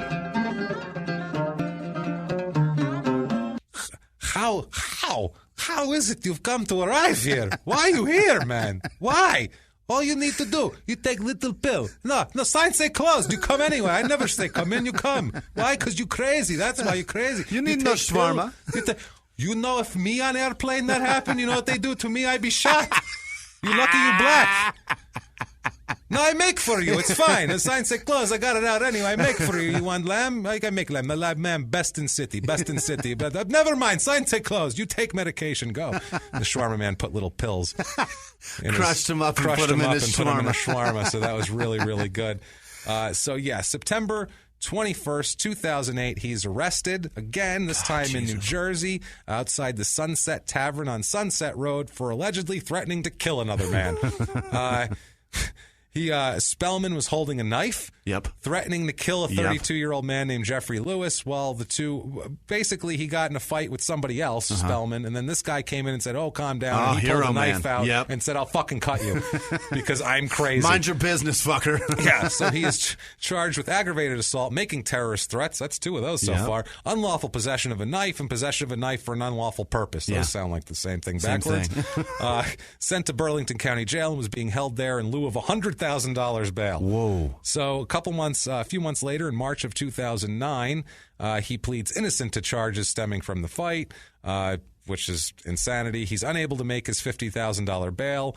He also has a warrant in Tulsa because he didn't show up for the court. Jesus. There, he's been offered he's been offered probation in exchange for a guilty plea in this attempted whatever charge, and then Tulsa he's got to go to. So in Tulsa, he ends up going down to Tulsa and trying to get his shit served. He was in jail for a long time down there because he couldn't get out of. He couldn't make his bail. So he ends up being. He pleads no contest to a variety of charges there, and he gets time served for that. And these were felony charges, including a police officer, assault with a dangerous weapon. Yeah, it's crazy. He was sentenced to 1 year in jail and released after they said he had credit for time served for that. His attorney David Phillips said it was good for all involved. He said that Spellman's a really, really, really, really nice guy. That's a lot of reallys. As long as he takes his medication. No shit. That's what everybody. As long as he takes it. He gets a really for every medication he needs to take. That's what I mean. So he's in a mental health program in 2013 as he keeps going in, check it in, and he is arrested. Oh my God. Sent to Burlington County Jail for threatening to kill people at the Willingboro Mental Health Program. Wow. He was charged with terroristic threats for making threats against staff members and fellow patients, threatened to kill them all, basically. And he said in there, he's like, how can this be? How can I not? Because they said you're not allowed to go back there. He's like, but what if I have a mental breakdown? That's the mental place. That's where else can I go? Right. If I have problems, I go there. Right. You're telling me I can't go there if I have problems? Fucking kill you. Because I have problems. What the fuck am I supposed to do? And then he threatened him with a knife. No, he didn't. So he has 6 kids here. He's living in New Jersey. He's having a public defender represent him. Damn it. In 2014, March 5th, he's arrested after being accused of spitting at a police officer in New Jersey, which isn't terrific. And finally, November 2nd, 2015, Alonzo Spellman is arrested in Willingsboro, New Jersey for several outstanding warrants following a motor vehicle stop. Recently, he's taken into custody, found in possession of marijuana. Of course. And charged with possession of less than 50 grams of marijuana and turned over to another jurisdiction who had another warrant for him because he's crazy. Damn it. That's his life of insane crime. We're up against the time here. It never stops.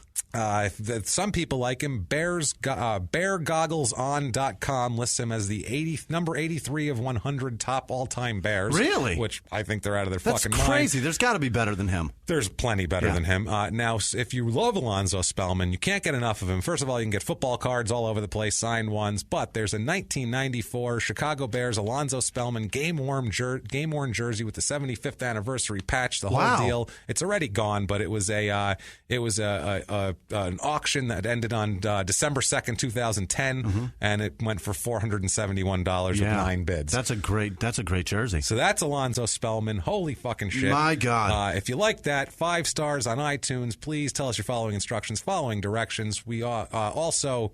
We update these from time to time. I guarantee we're going to update him. Yeah, we're going to update him. There's going to be more. Also, you can get on patreon.com/crimeandsports if you want to give us a donation, or PayPal. You can go to PayPal, crimeandsports@gmail.com. You can get a hold of us on social media. We're going to do shout-outs real quick here in a second. On social media, we are at Crime and Sports on Instagram, Twitter, Facebook.com/crimeandsports. Crimeandsports@gmail.com is our email. Get a hold of us. Review. Do your thing. Jimmie, tell us the people who were so nice to us this week that we love so goddamn much. James Muskrat Bancroft over on Snapchat Snapchats me a lot, and he donated over on Patreon, so thank you. Caoimh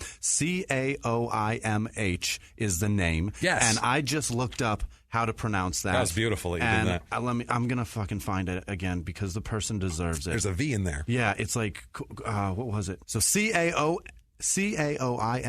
burn is pronounced. I Googled it because Kiva. That's how you pronounce Kiva? Sure, what a weird way to Well, you rock, Kiva. Thank you. Kiva, I appreciate you. Love you.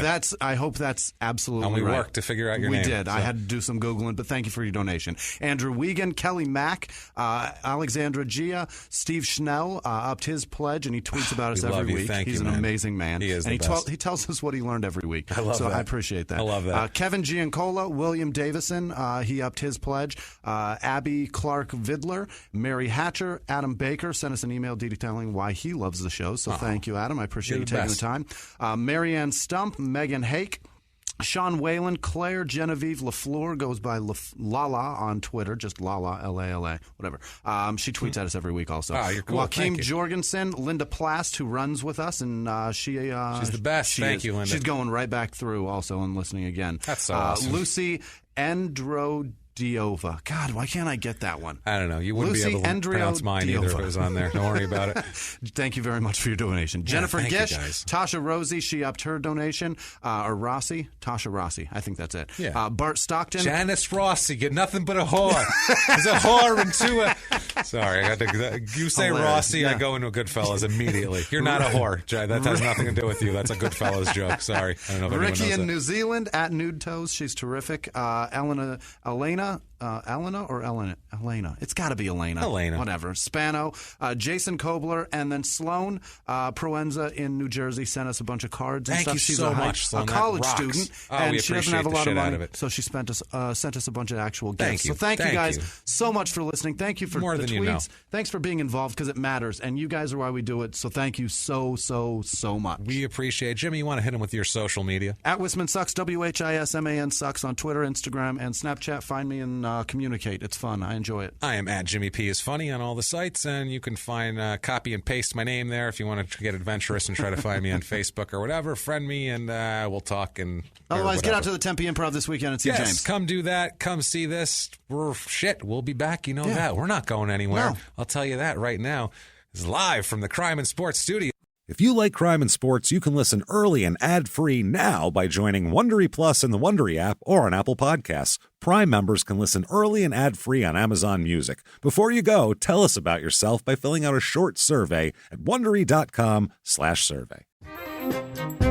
Everyone out there should listen to Small Town Murder. You really should, mainly because you never know who's next door. And that's the point of this show, really. You never know who is next door. You never know what's going to happen on Small Town Murder. That's what makes it so wonderful.